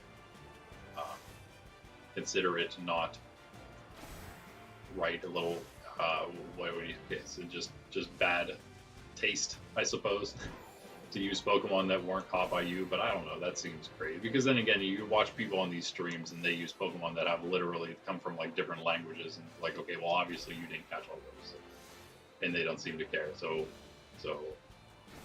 I don't know. That's why we do giveaways, and I do so much of this shiny hunting on stream and on videos. I have videos of it as well. That's something that I hope to get out soon. My monthly off-stream shiny hunt videos, so you can see all the other stuff we caught. Kind of just doing the clips like you can do here in the, just do your 30-second clips. I do 30 seconds. This one right here. Yeah, our random shiny Diglett. That's right. Told you about that. While I was looking for all the elite trainers in Blueberry Academy, and I knew there was, or just all the trainers in general, trying to mark where who was who for our hard mode run.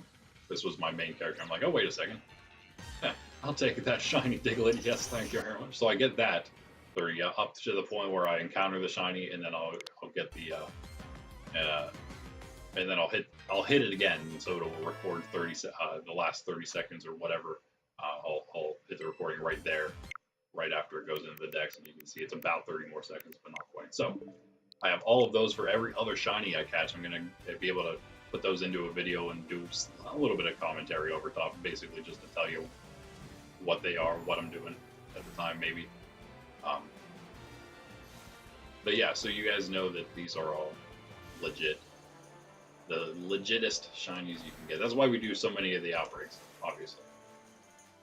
Oh, there's a pine cone in that tree. There's actually Oranguru will sit in this tree here. I've seen a couple of them hanging out right up here. Like this. Wait, what is that? Oh, that's just a. Oh, it is an apple, and I was gonna say something's hanging there.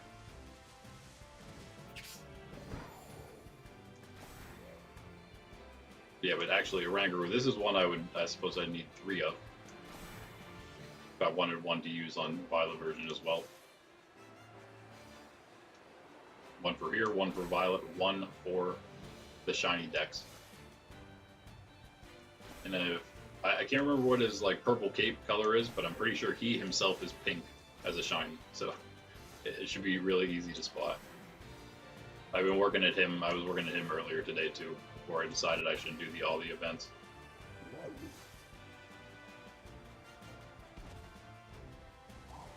But yeah, we are done with that now. We could do Union Circle, do some BBQs, some group quests. Again, this character I don't really need those done, but if you guys do, I'm happy to do that. At least if nothing else, I mean, I'll be here so we can work toward a group quest. Whether I'm helping you with that or not, I guess is a different situation. But I do have 3 elite quests ready to go in any case. So there's that. And VP is always nice, right? Even if you have all the snacks from Snacksworth, you can always use that extra VP. I can't. A few more, really, I have everything unlocked on this character. I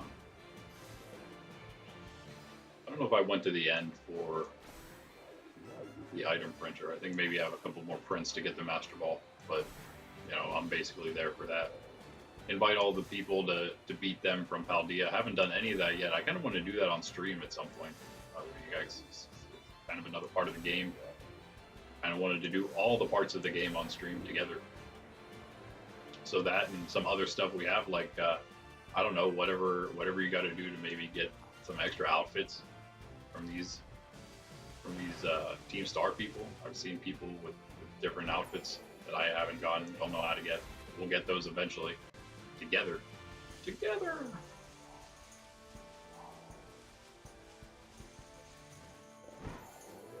But not right now. I am going to go get coffee in a second here. I was hoping we could get a monkey before that, but it doesn't look like it's going to happen. What? Monkey? You think I'm talking to you? Monkey actually would be a misnomer in this case. These are primates, not monkeys. Did you know that? Monkeys are a different thing. They are, Sydney, I'm telling you. You never believe what I say.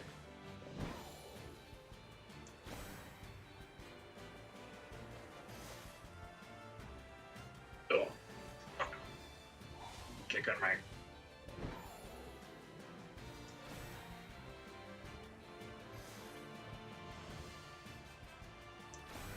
All right. gonna go get coffee. Orangutans aren't helping me out. That's right. Orangutans.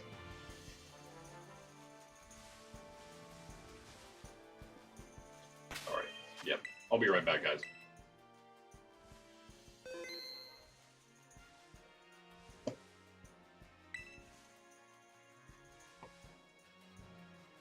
I will have also, maybe especially the event shinies, because we have so many of them, and at least for a time, might be like a limited time thing. Some of these shinies were traded to us. Somebody wanted actually a while back, and it's not something I'm going to ever do again, unless I do actually have an excess of this specific Pokemon. I did not have it for a Sneasel I traded away. It was a random find I had. Someone asked for it. I said sure. I think it was, I want to say it was, did you give me Larvitar? It was Juicy that did that. Juicy the Shiny Hunter, I believe it was the Larvitar. Yep. And then he also gave me Porygon Z afterward, just because. And then later on, and at a different point, traded me this. This was traded to him, and then he traded it to me. I don't think all of those were for shinies. One of them might have been because it was just an event shiny. Like, well, if you don't have this event shiny, I'll hook you up with that. You're gonna hook me up with a random shiny again. So we did that. This, of course, was this was Sashin, which is the superior end. That I may have just given him a shiny for that, just because. But yeah, again, if I might have for anybody who might need one of those earlier event shinies. If you have like a shiny, just a regular one, it doesn't have to be anything crazy. Definitely not a hacked legendary Fakemon. I don't want that. But if you have a normal shiny, I mean, I love using basically a whole team right now, whole team of traded shinies. So, yeah, I'm all for it. Other than our Incineroar, who's still being trained for our shiny starter team. He's the last one. We actually have, by the way, last thing before I do go get my coffee here. Where is that? Boom. Level 100. Fully trained. EV-wise, Decidueye, Chestnut, Emboar, Infernape, Empoleon. And finally just finished Primarina like just before the stream. So they're all fully EV trained and fully leveled. I mean, they can be, messed with here and there, but for the most part, they're good to go. So that's good. Incineroar is the only one left. We just saw him. He's working on his second of 2 stats. Level 90 already. It's looking good. We don't have any other ones to do. That's it for the starters. That's why I went back to all these other traded ones, getting those all ready to go. They're almost, I mean, again, these are all of them. They're getting pretty close to 100 themselves. All right, I will be right back.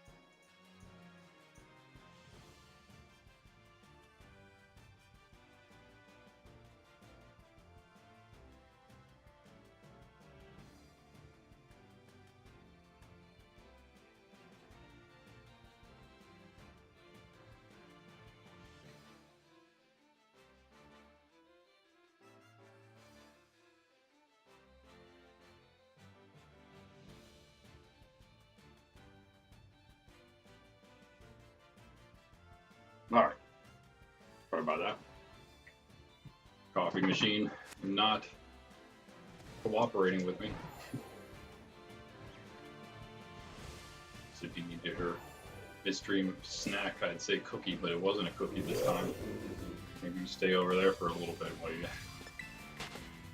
I give her a meat stick. She ends up like licking her mouth for about 5 minutes afterward for some reason. Like she's trying to get it out of her teeth or something.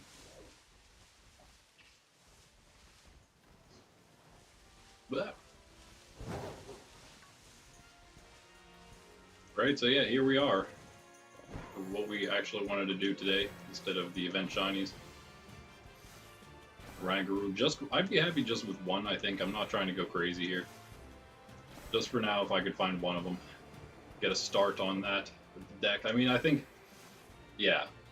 As much as and that's something we could maybe even find, who knows, a random one sometime. I find so many random shinies in the Bamboo Forest, it's nuts. And he's something that's there, so you never know, I guess. But I would like to use him. But if we can at least get, you know, the ShinyDex looking a little better, I'd be happy. I'm all up there now.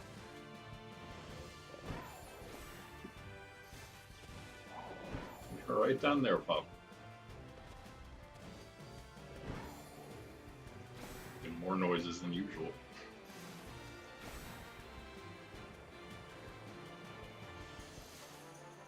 What are you doing? You didn't scarf everything down every time I give you something. Yeah, you. Coming up or what? Oh yeah. It was Angela's time whenever I was gone, so let's do that now.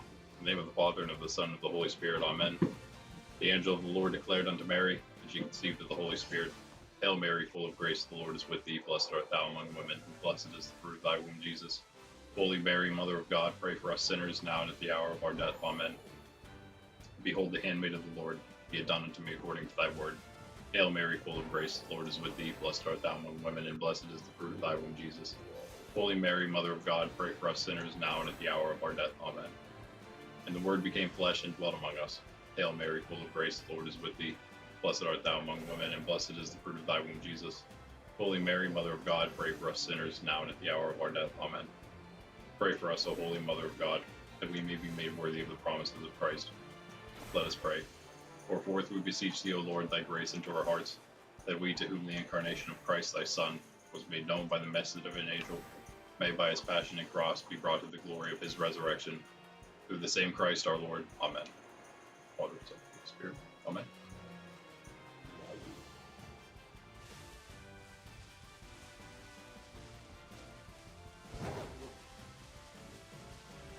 Again, I'll search here for a little bit, and if I can't find them, I'll move on to something else, change the scenery.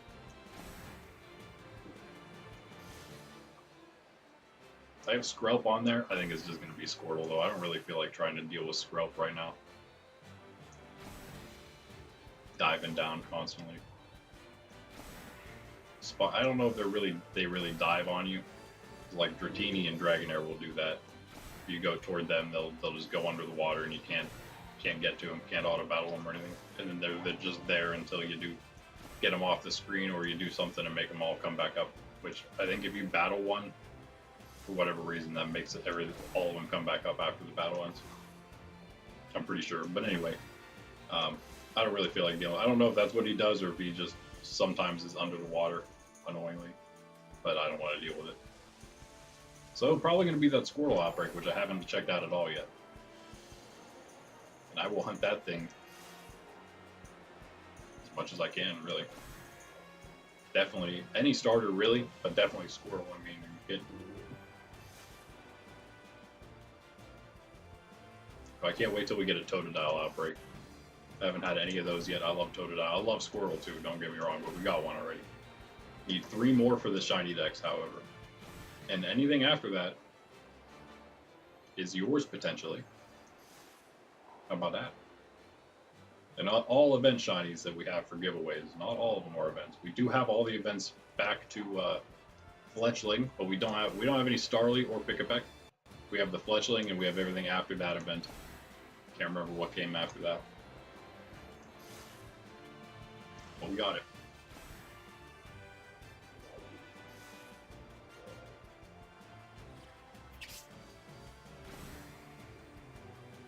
I'm trying to think of what it was. Was it the... It might have been the... It might have been the red, green, whatever it was. The green, red, blue event. Whatever they called it.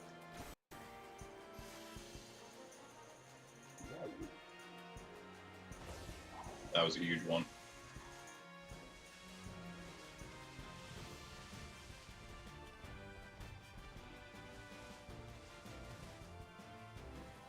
Getting so unlucky. Oh man. She got another meal power probably.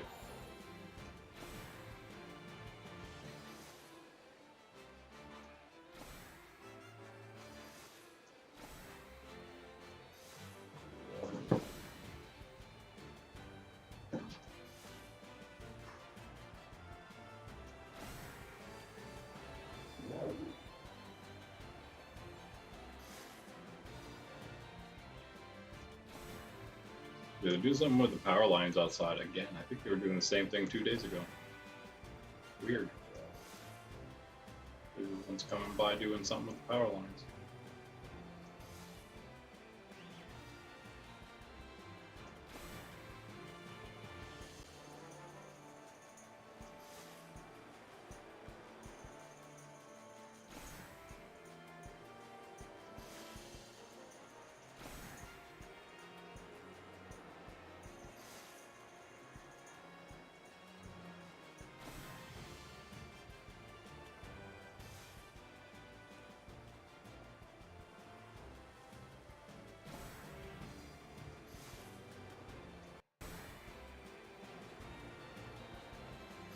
Oh. Right into the aye.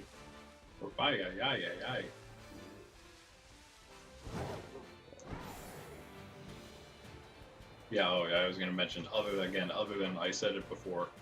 We got all the event shinies, but we also have two. I know we have two Espeon.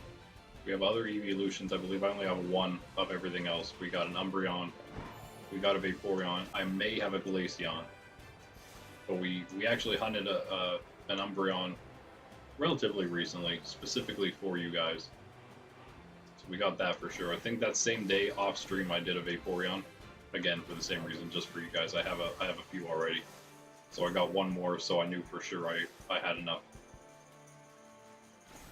Glaceon, I think I have enough. I would have to check that, but I'm not positive. And then other than evolutions in event Pokemon, I have currently a Dratini and a Gengar, so, or a few other things.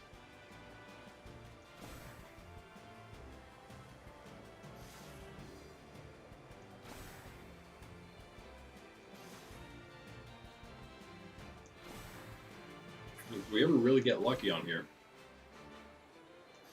one of these Saturday streams, you're gonna see some in action. What? Is that just because of the shade, or nope? That is a pink Oranguru. Yep. Whew, that was close. That's, yeah, okay, so it's not a whole lot different, but definitely visible. Definitely visible. Finally, dude. I'm pretty sure we didn't miss any, though. I think I would have seen that. I mean, we caught that one while the sun was going down. It's like probably the hardest time to see him. Yeah, pat myself on the back a little bit. What about it? Might need to get a few more Electro Balls here.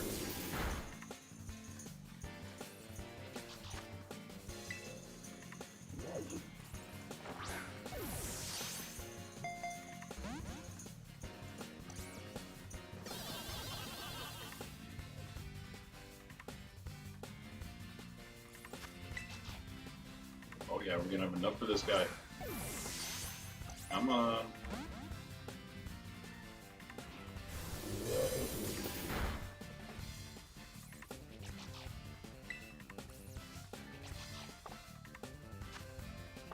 Wait, what? Whoa.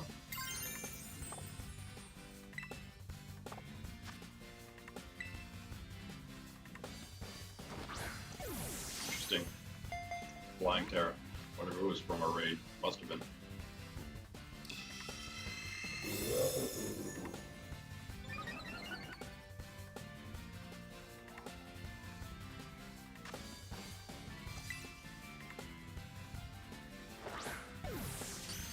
Nice. Alright, I guess it's onto the great Squirtle hunt for the rest of the day. For the rest of the stream. I'm okay with that. I'll show you that Skrelp hunt real quick before we do that, just because we can. We have any, but again, yeah, you always want to survey your surroundings before you fly away, just in case. Just in case he got extremely lucky. That one seemed weird for some reason, I don't know. Like more white than he should have been, but no, he's normal. Go check out Hypno as well. Again, that's one I actually hunted down. I don't know how many Hypno outbreaks I've seen. That's why I was kind of drawn to that one. Seemed like a slightly rarer one. I mean, you gotta wait till you get one near a ruins, near a high enough level ruins that it has Hypno there. I didn't think that that was like the most common thing. We could actually go hunt that too, I guess. Here's that Skrelp. I don't know about this thing. Over here. Right?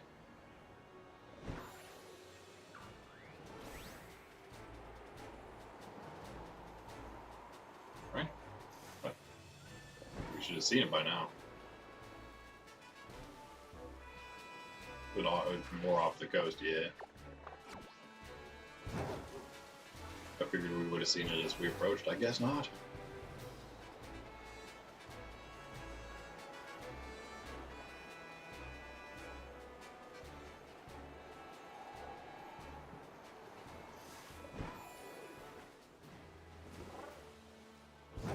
Elder.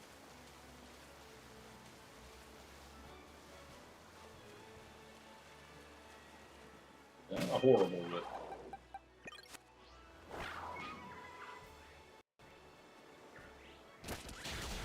Is he diving? He is diving. Not far enough. There were more, and now that one dove a little bit. That one's diving now. Okay, so they do dive whenever they see you. And that makes it annoying. You can do it eventually, but I don't really want to do it on stream. Dope too. Oh, we got him. I see, we weren't even close to that one. He's already down. What?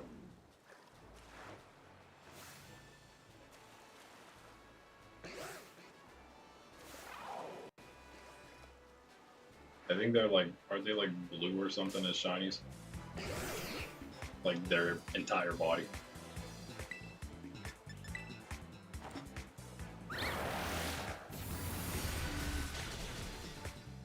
I don't know. Let's go to Squirtle. There you have it. Just wanted to show you how annoying they are. But they are an exclusive, so I do need to. I feel like I should focus on them at some point.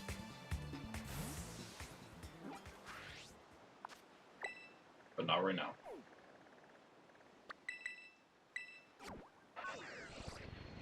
Again, there's Cinchino. Also Cinchino. All kinds of stuff.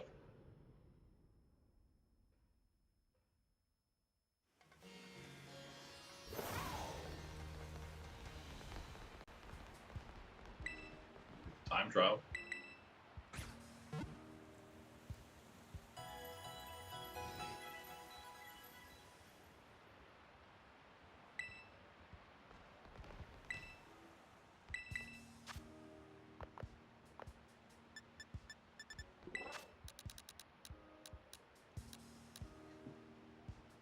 You're so broke.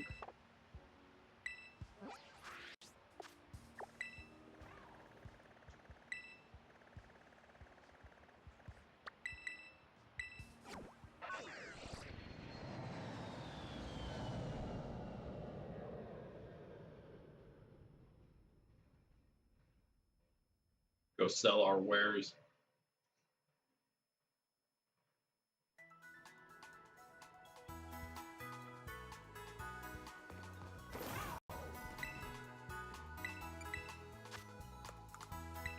Oh, good. Looks like we have a ton. Nice.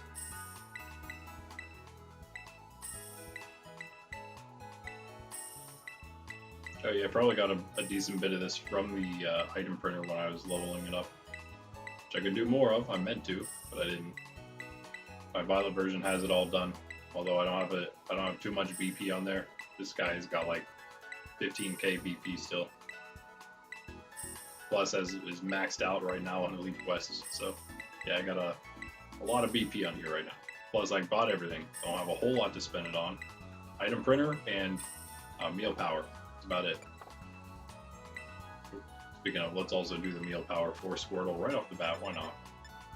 Worth it.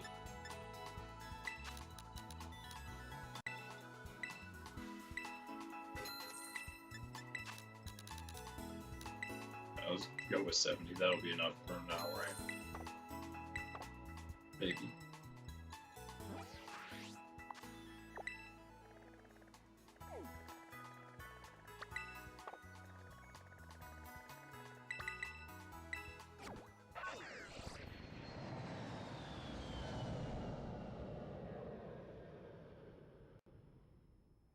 Yeah, so if you guys like card games, let me know in the community tab in that poll. We got tons of different card games, TCGs, that is. And you know what, like other collectible-esque kind of games. You guys know, any of you old enough to, some of you I know you would be old enough to remember Skylanders. That's actually after my time, I should say, not before, after my time. I was a little older when that started. My younger cousin, that is, not nephew, my younger cousin was really big into it. So it was like right after my time. But I have something that's kind of like, I just remembered that recently, that was a thing. I'm like, oh yeah, that's kind of like this one thing that I've sort of, again, been working on. It has sort of, because it's kind of it's a fantasy setting, and it has several different games that go with it. One of which is like a trading card game. I call it a trading card game, but it's totally different. It's a collectible thing. There's also another collectible type of game. Both of them it's more manual. It's more physical of a game than Skylanders was. Skylanders, you had to have all that other tech and whatnot. I'm talking more of a physical game for one of the many games that I've created here and I'm working on. Yeah, but that one's cool. I've been working on that one recently. Again, another one that now my nephews are getting a little older. They're at the point now that my older nephew has had his first Holy Communion, so he's, in the eyes of the church, he's culpable for his sins now. At least some of them. So yeah, he's old enough. He's up. His intellect is formed at least enough that he has a free will. Again, enough that he has to confess his sins now. But yeah, it's I think that they can help me with some of these, and I'm hoping that they can help me with, like I said earlier, they can help me with maybe not even help, but just play some of these and give me an idea of how good they are, or which ones are like best, something like that. Anything really. But again, also if they want to help me form all these games, be even better, as they also get older and have the ability to do that. But like, yeah, the Pokemon-esque TTRPG that I have, I'd love for them to try that one out, just so they kind of like know. I feel like that's a good way to just get them interested in game making in general. To be like, oh wow, we could do something like this, or hopefully even better, oh, we could help with this specifically because it's something that our uncle is doing, so maybe we can, do it as well. And not have to do something that competes against it, but instead make it itself better, and also become a part of it. It's not just mine, right? If other people get involved, it's theirs as well. Just like this channel. But there's that. I want them to try out and maybe again help with this one that I'm taking. That's kind of like another Skylanders, I think, it's not anything. I have no idea how the game itself goes, but I just know um, there's like collectible guys. That's about it. And this will be along those lines, but it'll be like not the same as that. Again, it's going to be more physical. It's going to be less about like it would be something that's much cheaper. That's kind of what I'm getting toward. I have some fun ideas though of how it can be presented already though. The game, of course, is already being created and fleshed out at this point. I want my nephews to maybe help me with some of the different character ideas and stuff. If they'd like, of course. I think they might like it, though. I think something tells me that young men interested in games may like to become a part of the making of those games. Something tells me.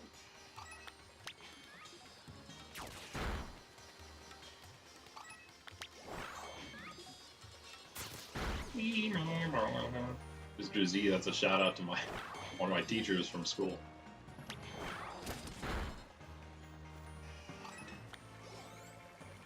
Back in the day, probably still a teacher now. No, he wasn't that old. He wasn't really old at all whenever I was in school.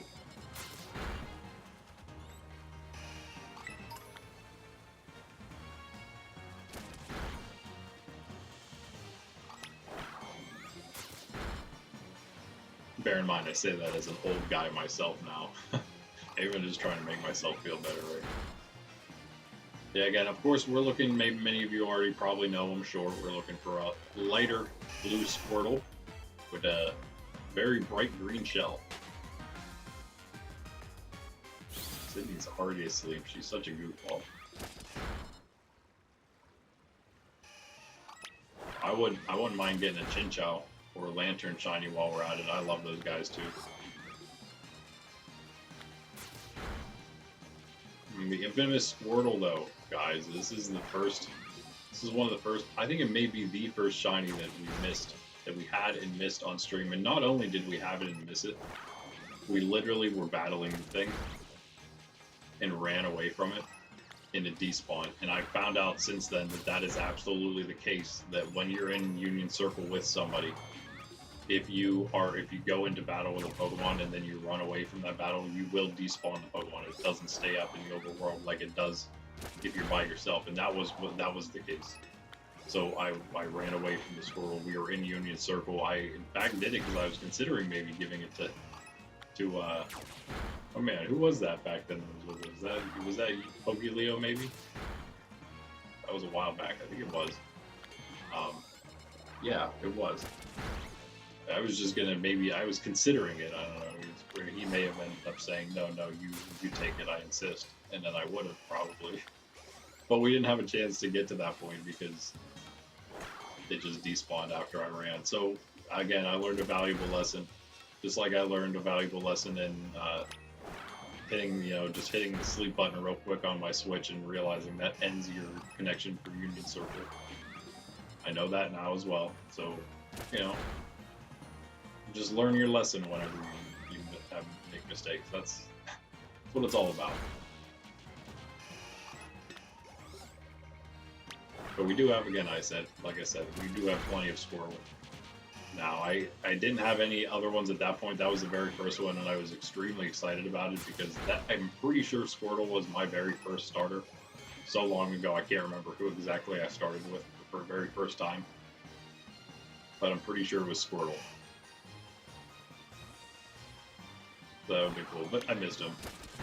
But I knew that it would be okay because eventually I'd get another one. Squirtle's honestly, he's probably in the top half of like, if you were to rank the starters in Blueberry by commonality, it'd be in the by most common to least common. I would say it's in the upper half. It's in the more common half. Probably even toward the front. I mean, there's a decent bit of Squirtle. There's a decent bit of water in the canyon. They're pretty much all through the water, so.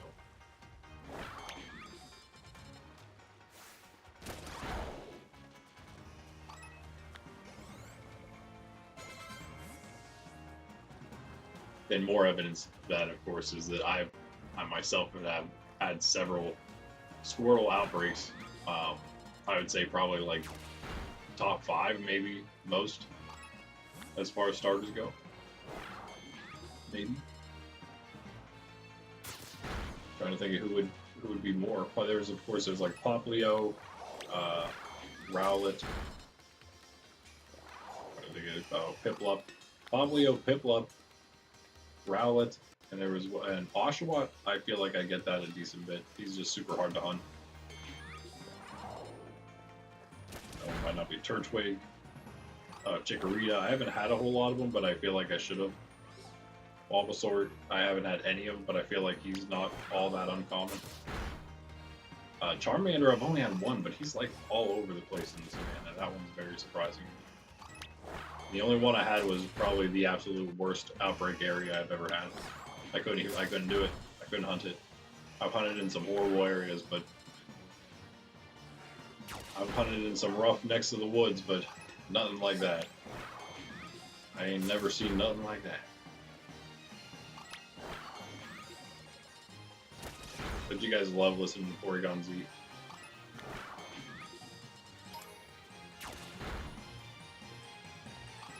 I'm getting close to the end here. Radiant 90 on Gold Scale and Gold Wing now.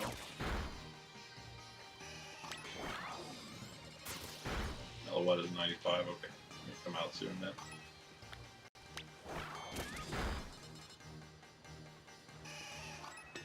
We got him.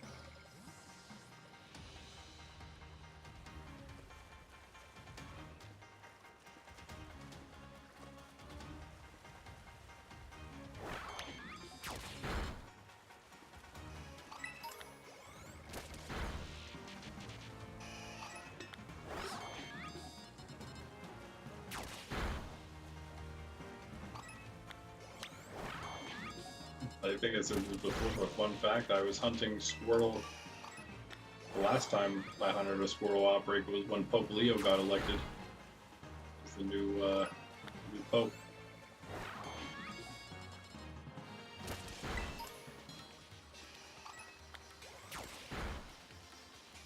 Listening to the news, listening to it happen while I was hunting.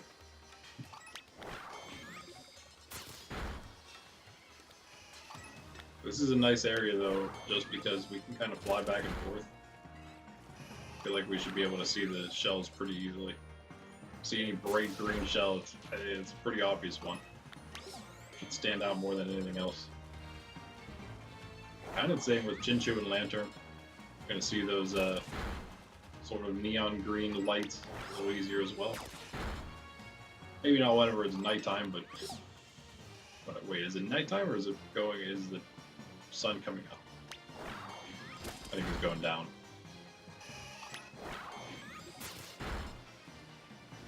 Either way, sunset and sunrise are really the only issues.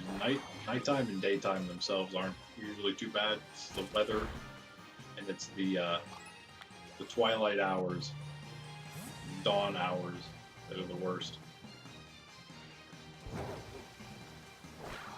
Hours meaning like minute, I guess. It's only like a minute of it, but whatever. Oh. Aha, we didn't get them. Nice. Usually we do one too many than we need. Not that time.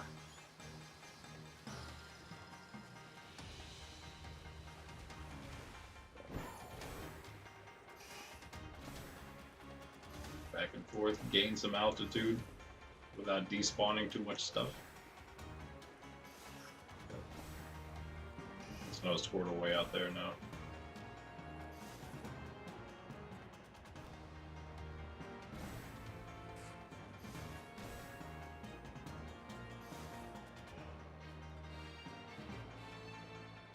I think we'll be able to see it pretty easily. Better stay a little lower maybe. Yeah, but for any of you who don't know how to hunt in Scarlet and Violet, I feel like any Saturday you stop by, we'll give you a pretty decent enough tutorial on it.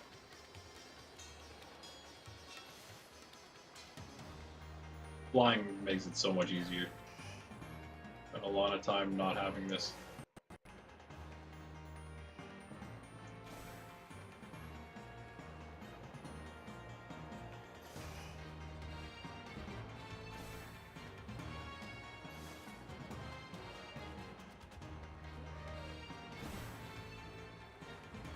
We'll end up getting one of those, if anything. I do still need one, so, I mean, whatever, I guess. I think they're purple. Shiny is a purple one.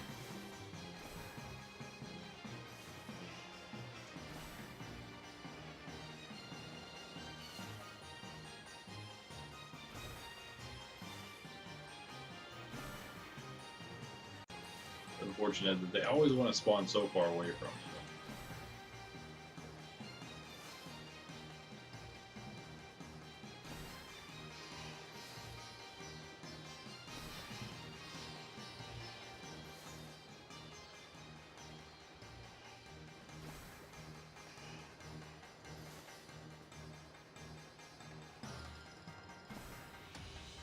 It's these kind of hunts you do feel like you're really hoping for some good luck. For it to spawn right underneath you or something so you don't have to strain and then miss it or something. I don't know. I got some faith. But if we miss it, we miss it. That's kind of the attitude I have. I feel like that's the way, that's really the way to go about it. Be a lot less tedious if you just take it that way. If you end up missing one, you miss one. If it wants to spawn on the edge of the screen right as you're flying away, hey, what can you do about it, right? Probably would have missed it anyway. I had a Graveler do that. I don't know how many I've had do it, but I know I had a Alolan Graveler sort of in fact, I was hunting Squirtle when that happened. They're the same thing. It's hard when it's in the water, and this is actually a little bit of a better area than that hunt was. It was underneath the, what is that, Rhydon? It's underneath that little cave where the water comes together. The confluence there. Not the Mossbelt confluence, but the canyon biome confluence.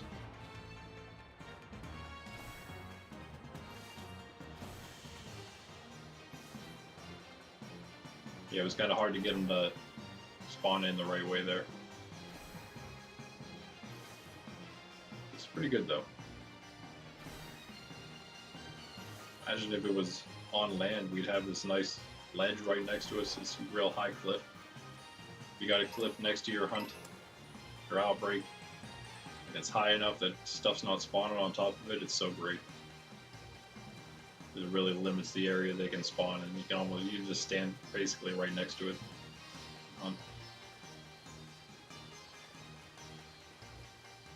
Whether you're at the bottom of that cliff or on the top of it, that is. Either way.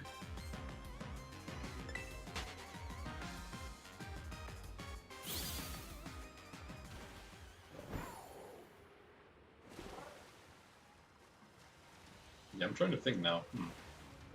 I don't know, oh, you know, I did, because my younger nephew found a Porygon 2 in the event. They were able to get the event outbreaks for me. He found one, my older nephew, a little less lucky. He didn't even get the outbreaks, so he couldn't even find one of those. So I don't know how that happened, but, so I just gave him one. That was actually supposed to be one of their rewards. So I do need to fill that in with something else. Luckily, we have all these new electric ones. But again, since my younger nephew got the Minun, my older nephew, I don't believe, got anything from this past one. I'll probably end up giving them both Plusle and Minun. So we'll give my younger nephew Plusle, we'll give my older nephew Minun. They'll just get those for free, I suppose. I'll give them some for free, I guess. But I'm making them earn the rest. They are already through six battle teams. They haven't tried Battle Team 7 yet, because they wanted to go on to the double battles, and they got creamed. But they did a lot better than I thought they would, to be honest with you, with double battles. Without, like, actually knowing all the strategies,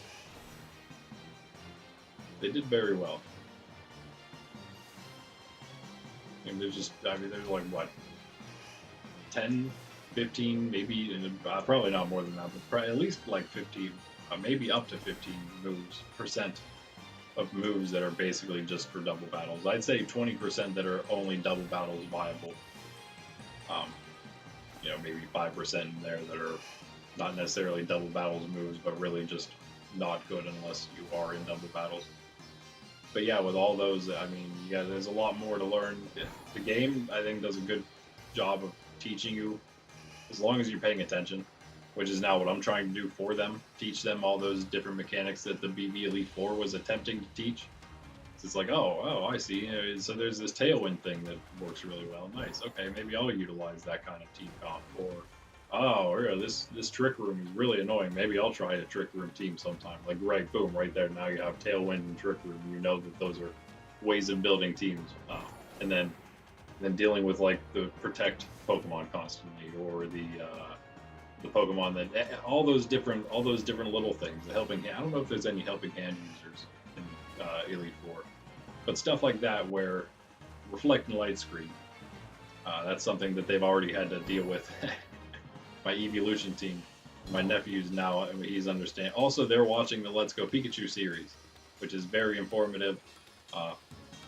For all that stuff, we used Mr. Mime for a while in that series. We put down a lot of screens. So I mentioned several times why I was doing that, why I was starting with Mr. Mime, and how useful it was in those battles whenever it was up. Playing under level pretty much the whole time through that series. So he now understands. He gets the light screen and reflect now. Several more things though to come, and that's what the battle team will hopefully help them with. Now at this point they've gotten through the early stages, starting to definitely understand type matchups at this point. They've basically got that. The game helps you so much with that as well, which is kind of unfortunate. It sort of like makes you not have to learn it because it just tells you, which is, it's okay. It's fine to a point, but it's nice to have already known type matchups before, like as an old player, already knowing most of the type matches. Some of them I forget, or they were like really obscure and ones that you may not have even considered, or it's stuff that pertains to fairy types and I don't know that type as well. I do now, but I didn't before. But like those stuff, I already knew a lot of the type matchups, so now having the game that tells me if something's super effective or not very effective or whatever is just a nice, handy thing to have there, but I don't actually have to rely on it. It's not the same for, I guess, a lot of people who have just started playing the game, especially if they're younger, and they don't have to ever like really learn. But they did. They have me to help teach them, so they were able to learn a lot of other things. They're trying to get them to understand stats. I think they're actually getting there as well. They definitely understand speed, because they're constantly now asking me which is faster, this one or now a couple times they asked me, how fast is your so-and-so? I'm like, I'm not telling you that. Why would I tell you that? You think I'm going to tell you the exact speed of my Pokemon? No. You don't need that info. Get out of here. They're funny. So yeah, they know though. Now they understand. And so as soon as they get that, now it's only a matter of time before you start getting, okay, now there's these other stats, and now this Pokemon likes this stat more, and they're right there. And that means as soon as there's going to be a point where so much is going to like click for them, and they're going to run through probably the first 5 of the 10 double battle teams, which I kind of just threw in there as just for extra double battles because it's fun. And some that would be slightly hard, but also slightly easy because they were my BB Elite 4 teams.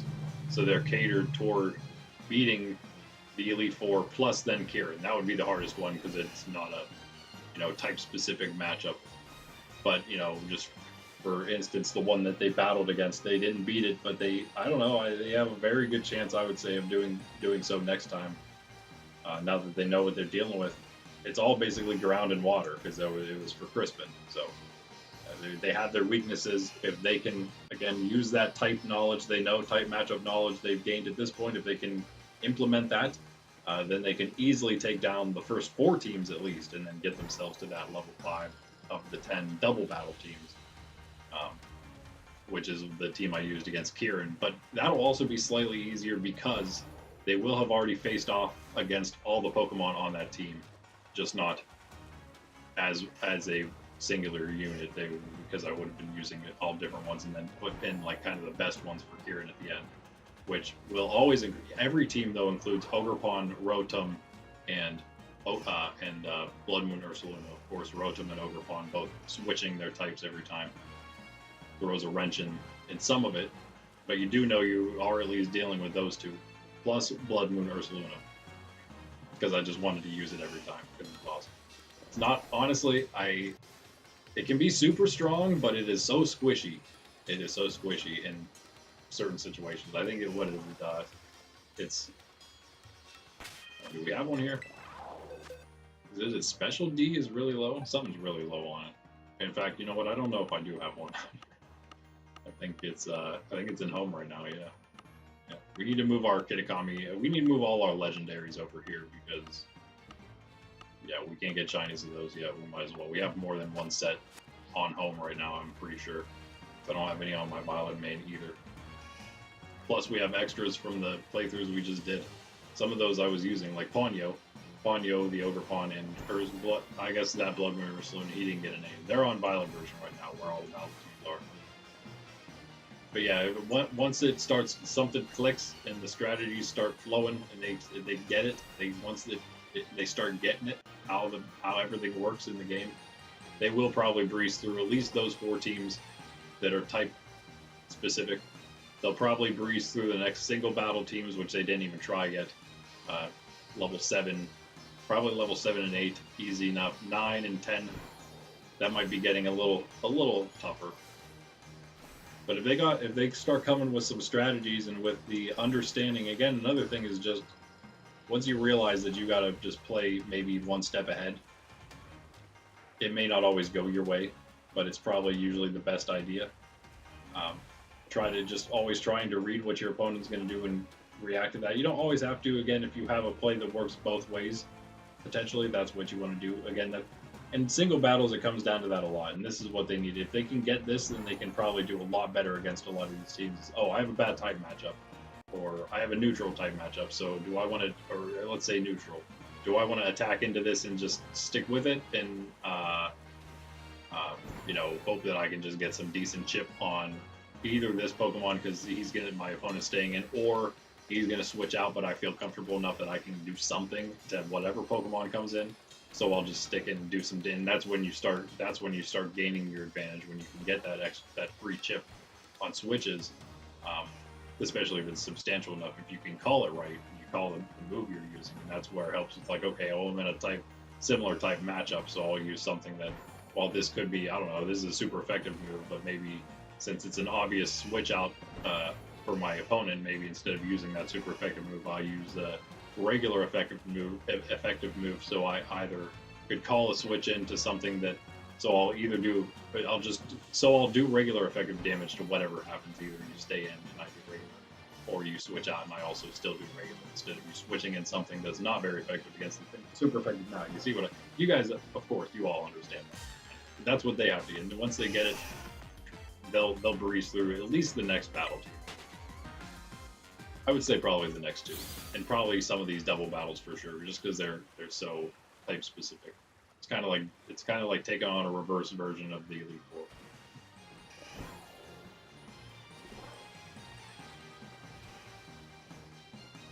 And a shiny reward for each. I think eventually they'll probably want to go back to single battles just so they can earn some more rewards real quick. But my younger nephew, he's like, when I told him that this is kind of like skipping ahead, he's like, "Oh, so we could skip all those other levels?" I'm like, well, I mean, yeah, I guess, but you don't really want to skip any levels because every level you beat, you get a shiny prize for. So I wouldn't be skipping anything. I'd go through all of them, right?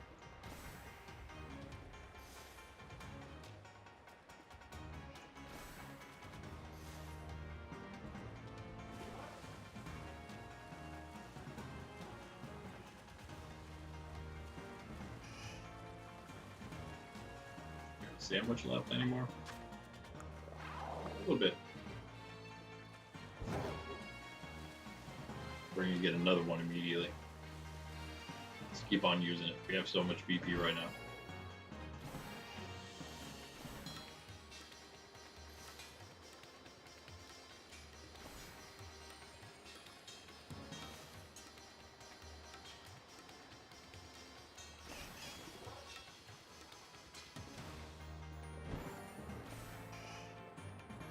And the Squirtle's also a little brighter blue, I'm pretty sure, so more than just the green shell we're looking for. Yeah, and you know what I was thinking on when I was on my break, something I might try to do for next Saturday, guys. Strange noise out there. What I'll try to do for next Saturday is maybe,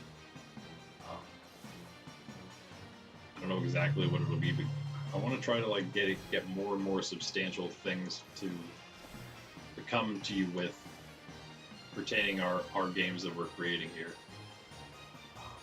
I don't know exactly how we'll do it, but I'll see what I can manage. Before, what we were doing before on stream was actually doing like video vlogs of it. We were I was showing a bunch of like AI artwork for different story ideas. That's where the Wildlands, we talked about Wildlands earlier. Showed a bunch of AI stuff for that, just trying to maybe pique the interest of perhaps some artists, get the ideas, some visual ideas out there. Unofficial visual ideas.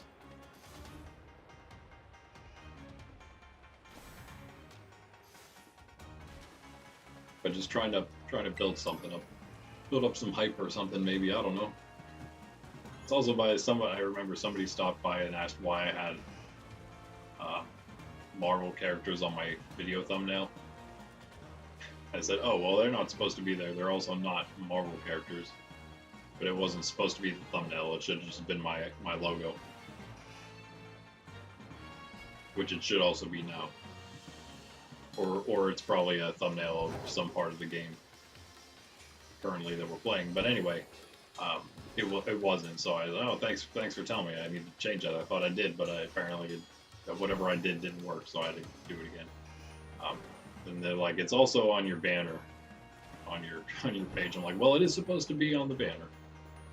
That's probably why it keeps showing up as a thumbnail, because it is the banner and it is supposed to be the banner, because they're not Marvel characters. Not everything's a Marvel character. I mean, I guess they like have a slight similarity, but yeah, those of course are the three main characters of Beyond Lumina, our series, our story we have here. It's 22 episodes in, check it out. We're gonna finish off the last 8 episodes this summer. It's gonna be done. Book 1 will be complete. The epic finale. I have book 2 and 3 already like outlined and ready to go. This was something, the story started out, it was kind of an experiment to see if I could write it and kind of publish it at the same time. I guess it's kind of Dostoevsky-like, I suppose, in a way. But yeah, it worked out, I'd say. But at this point, I've written and thought up and outlined a lot more into the future of it, because it stories like, especially like that, fantasy stories like that, big universes, they tend to start writing themselves eventually a little bit.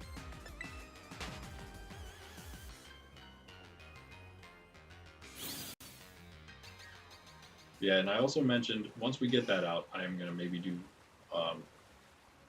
start a different story, perhaps. I'd love to start so many different ones. I'm gonna try to focus a little bit, but yeah, I just found this one that I wrote just like semi recently. I didn't realize how much I had written of it though.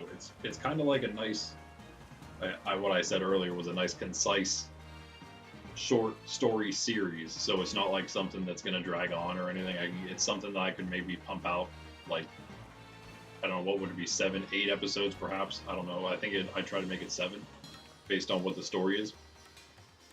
And then that would like be it. It could almost be a mini series I literally put out in 1 week.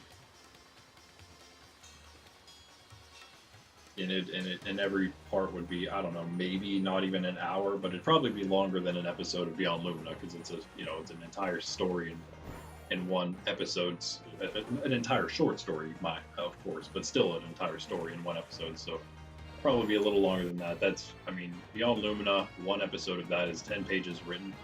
So I don't know. I'd probably, honestly, maybe have to be like an hour and a little less than an hour and a half per episode just so we could get like a 30-page story in. Maybe not that long. Maybe I don't know. We'll see. That's not as important because it's going to be epic. But the point is that there's only so many episodes to it. There could be a lot more based around it, and there already kind of is written. I wrote more of that as well. But the main part that I would want to tell, at least for now, to begin things, is just a pretty quick short story series. So I think I might end up doing that after we finish Beyond Lumina this summer. That could be something that I might release. Well, maybe it'd be a nice Christmas present to you guys. I don't know. Speaking of, this is just a total random thought. Speaking of Christmas presents, I have so many Pokemon cards, guys. As you may know, I have so many. It's possible. I was going to do giveaways. It was weird getting into the TCG before it all went down the tube and went crazy. The TCG in general, like, it is just ridiculous now.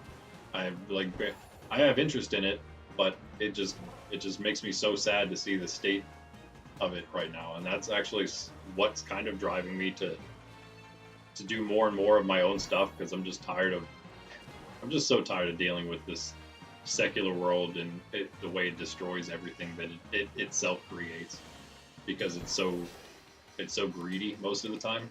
I think is just what it comes down to. And so everything just ends up being bad or destroying itself. So I don't know. Hopefully we can make some just awesome, better stuff. That's what the goal is. But I was gonna do giveaways, and while we continued the TCG series, I may still do some type of TCG giveaway at some point of just cards, cool cards. Not anything big, but something I can ship out pretty cheaply, just as I was selling. I mean, still am, but I actually have the TCG player shop that I have. It's been on at the store. Online store has been temporarily closed for a bit. I'm going to resituate all of that. Waiting till maybe over the summer, keeping it closed. Maybe I'll boot it back up in the fall or something. But yeah, right now it's temporarily unavailable. But that doesn't mean we can't give away some cards anyway. Not giving away everything, not even close. But I do have some stuff I wouldn't mind giving away. I thought about pulling out. I have a bunch of the double fusion strike blisters with the Tornadus, Landorus, and Thundurus cards. Those cards I don't think are worth a ton, but the booster pack, those I got them for like $1 a piece at DG. Because right before things went crazy, they did a big clearance sale on them, on those blisters. So I got them super, super cheap, and I got a bunch of them. And I opened some of them already, so I don't have too many left over. But I was probably going to break those open just for the boosters themselves. I don't know, those things might be like 8 plus. I mean, everything seems like it's actually like 10 plus booster packs these days. $10 or more, which is insane. That's just insane. Like, when I was collecting last year through the summer and whatnot, it was, you could find things for like $2.50, $3 a booster pack. It was crazy. I mean, it didn't seem crazy. It was nice. I was like, hey, cool. This is a nice little thing, nice little hobby here. I mean, the cards are, I mean, everything, the economy seemed fantastic, and then Prismatic Evolutions came, and the people who wanted all the greedy people flooded in, and I don't know, maybe Pokemon may or may not also be doing something. I have no idea. It's so hard to tell, because it's like, what is going on? It's been so long now, and it's still a complete mess. And just also, as an aside, just so happened to all happen around the same time TCG Pocket came out. But that's a total aside, guys. I'm not saying those are connected in any way. But yeah, so we haven't been doing as much of it, sadly. But hey, again, that's why I keep coming back to this, guys. If you are also fed up with all this nonsense and you don't want to have to deal with it constantly, and maybe you also love games so much that you maybe even want to have some kind of say in it, a little bit of a hand and a little bit of a part to play in said games, the games that you do love. Maybe you do want to get on the ground floor of some of this stuff. Join the Discord. I'm not even asking for money yet. But no, if you guys do want to financially at some point donate, financially support the channel, we are working toward 500 subs. We're just going to have this simple way of becoming a channel member, if nothing else. Start with that.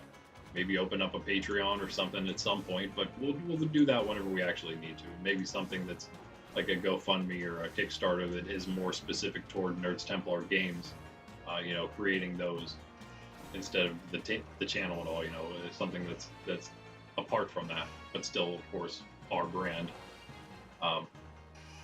Yeah, if you want to get in on that, join the Discord, subscribe, of course, obviously.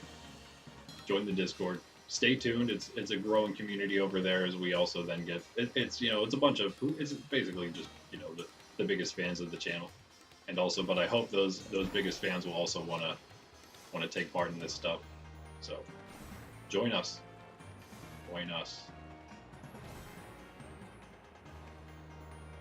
Yeah, again, like I said, you can kind of have a part in all of that. The new TCGs. I'm telling you, I have some. I don't want to sound, like I'm bragging or not being humble or something here. Because again, all glory to God. All of these ideas that I the ones that seem to work out, especially the ones that kind of just like seem to come together out of nowhere. I attribute all that to God. That's all the grace of God. Any good that I do is all Him. So, I'm not trying to brag or anything, but I do think that these TCGs, several different ones that I've been creating here, I think that they are awesome. Like, I think they are going to be amazing, and they're just going to be more awesome if I have you awesome people out there also helping me make this awesome content. So, content meaning literally games, and they can be video games at some point. That's fine. I'm not as concerned about that, especially because who knows what the future holds. I know the physical games; those are easier to rely on being able to last. If for some reason technology just goes down the tube somehow, who knows? The electrical grid just gives out. I mean, we'll have to find new ways of creating the things for the games we make, but at least they won't require like Wi-Fi and stuff. No, I'm half kidding, but at the same time, though, the other point is that making games like that, it builds a real physical in-person community, and that is, as human beings, we do really need that. That's why so many people are so sad all the time and lonely. It's because they are literally lonely, because the online world like this, as great as this is, it's not enough. We need more, and that's one of the big things we talk about here, of course. But that doesn't mean that we won't play those games that are made for being in person in reality. Doesn't mean we can't play those in a virtual form together here in our online community. And then at the same time, hey, you guys should totally push those games, be the spokespeople for those games in your own communities as it grows. And that's a great way for us to build here, both online and in the real world. And who knows, again, a lot of these games are competitive games. That I may not be super great at competitive stuff, but I do like competition. And so I was, a lot of these games are built to be competitive because I'm really interested in seeing how far the big brains can take these games, because I think the mechanics of them are pretty awesome. That's what I was talking about, why I think they're so good, so cool, is because the mechanics, I think that they're different, but they work out really well, quite intuitive in my opinion as well. And just super, and I think they'll be super fun.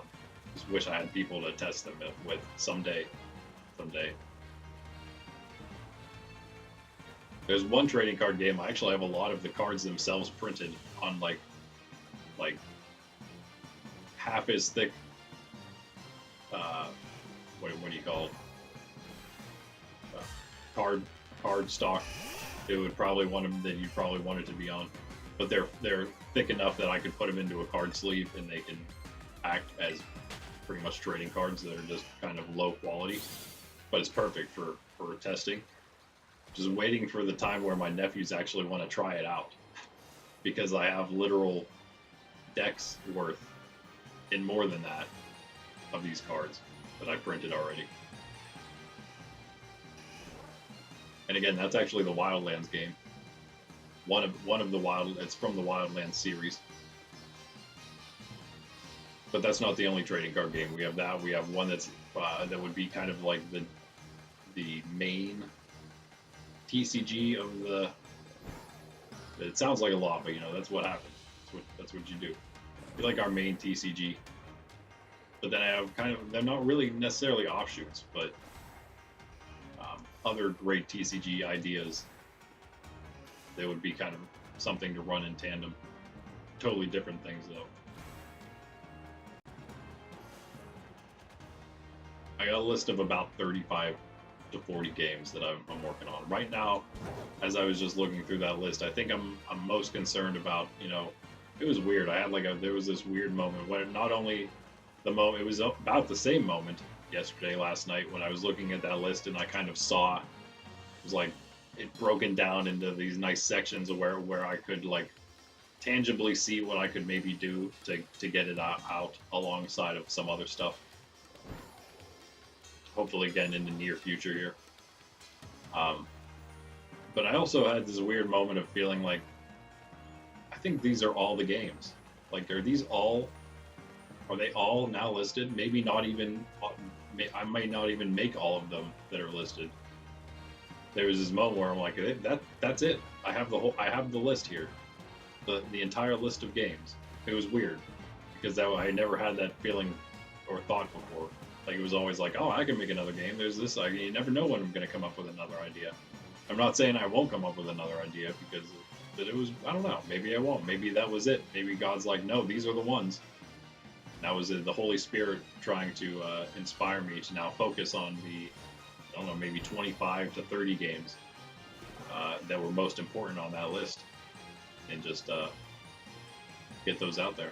Oh no, it was a strange, interesting moment. Maybe it meant nothing. Maybe it was just the dinner I had. I don't know.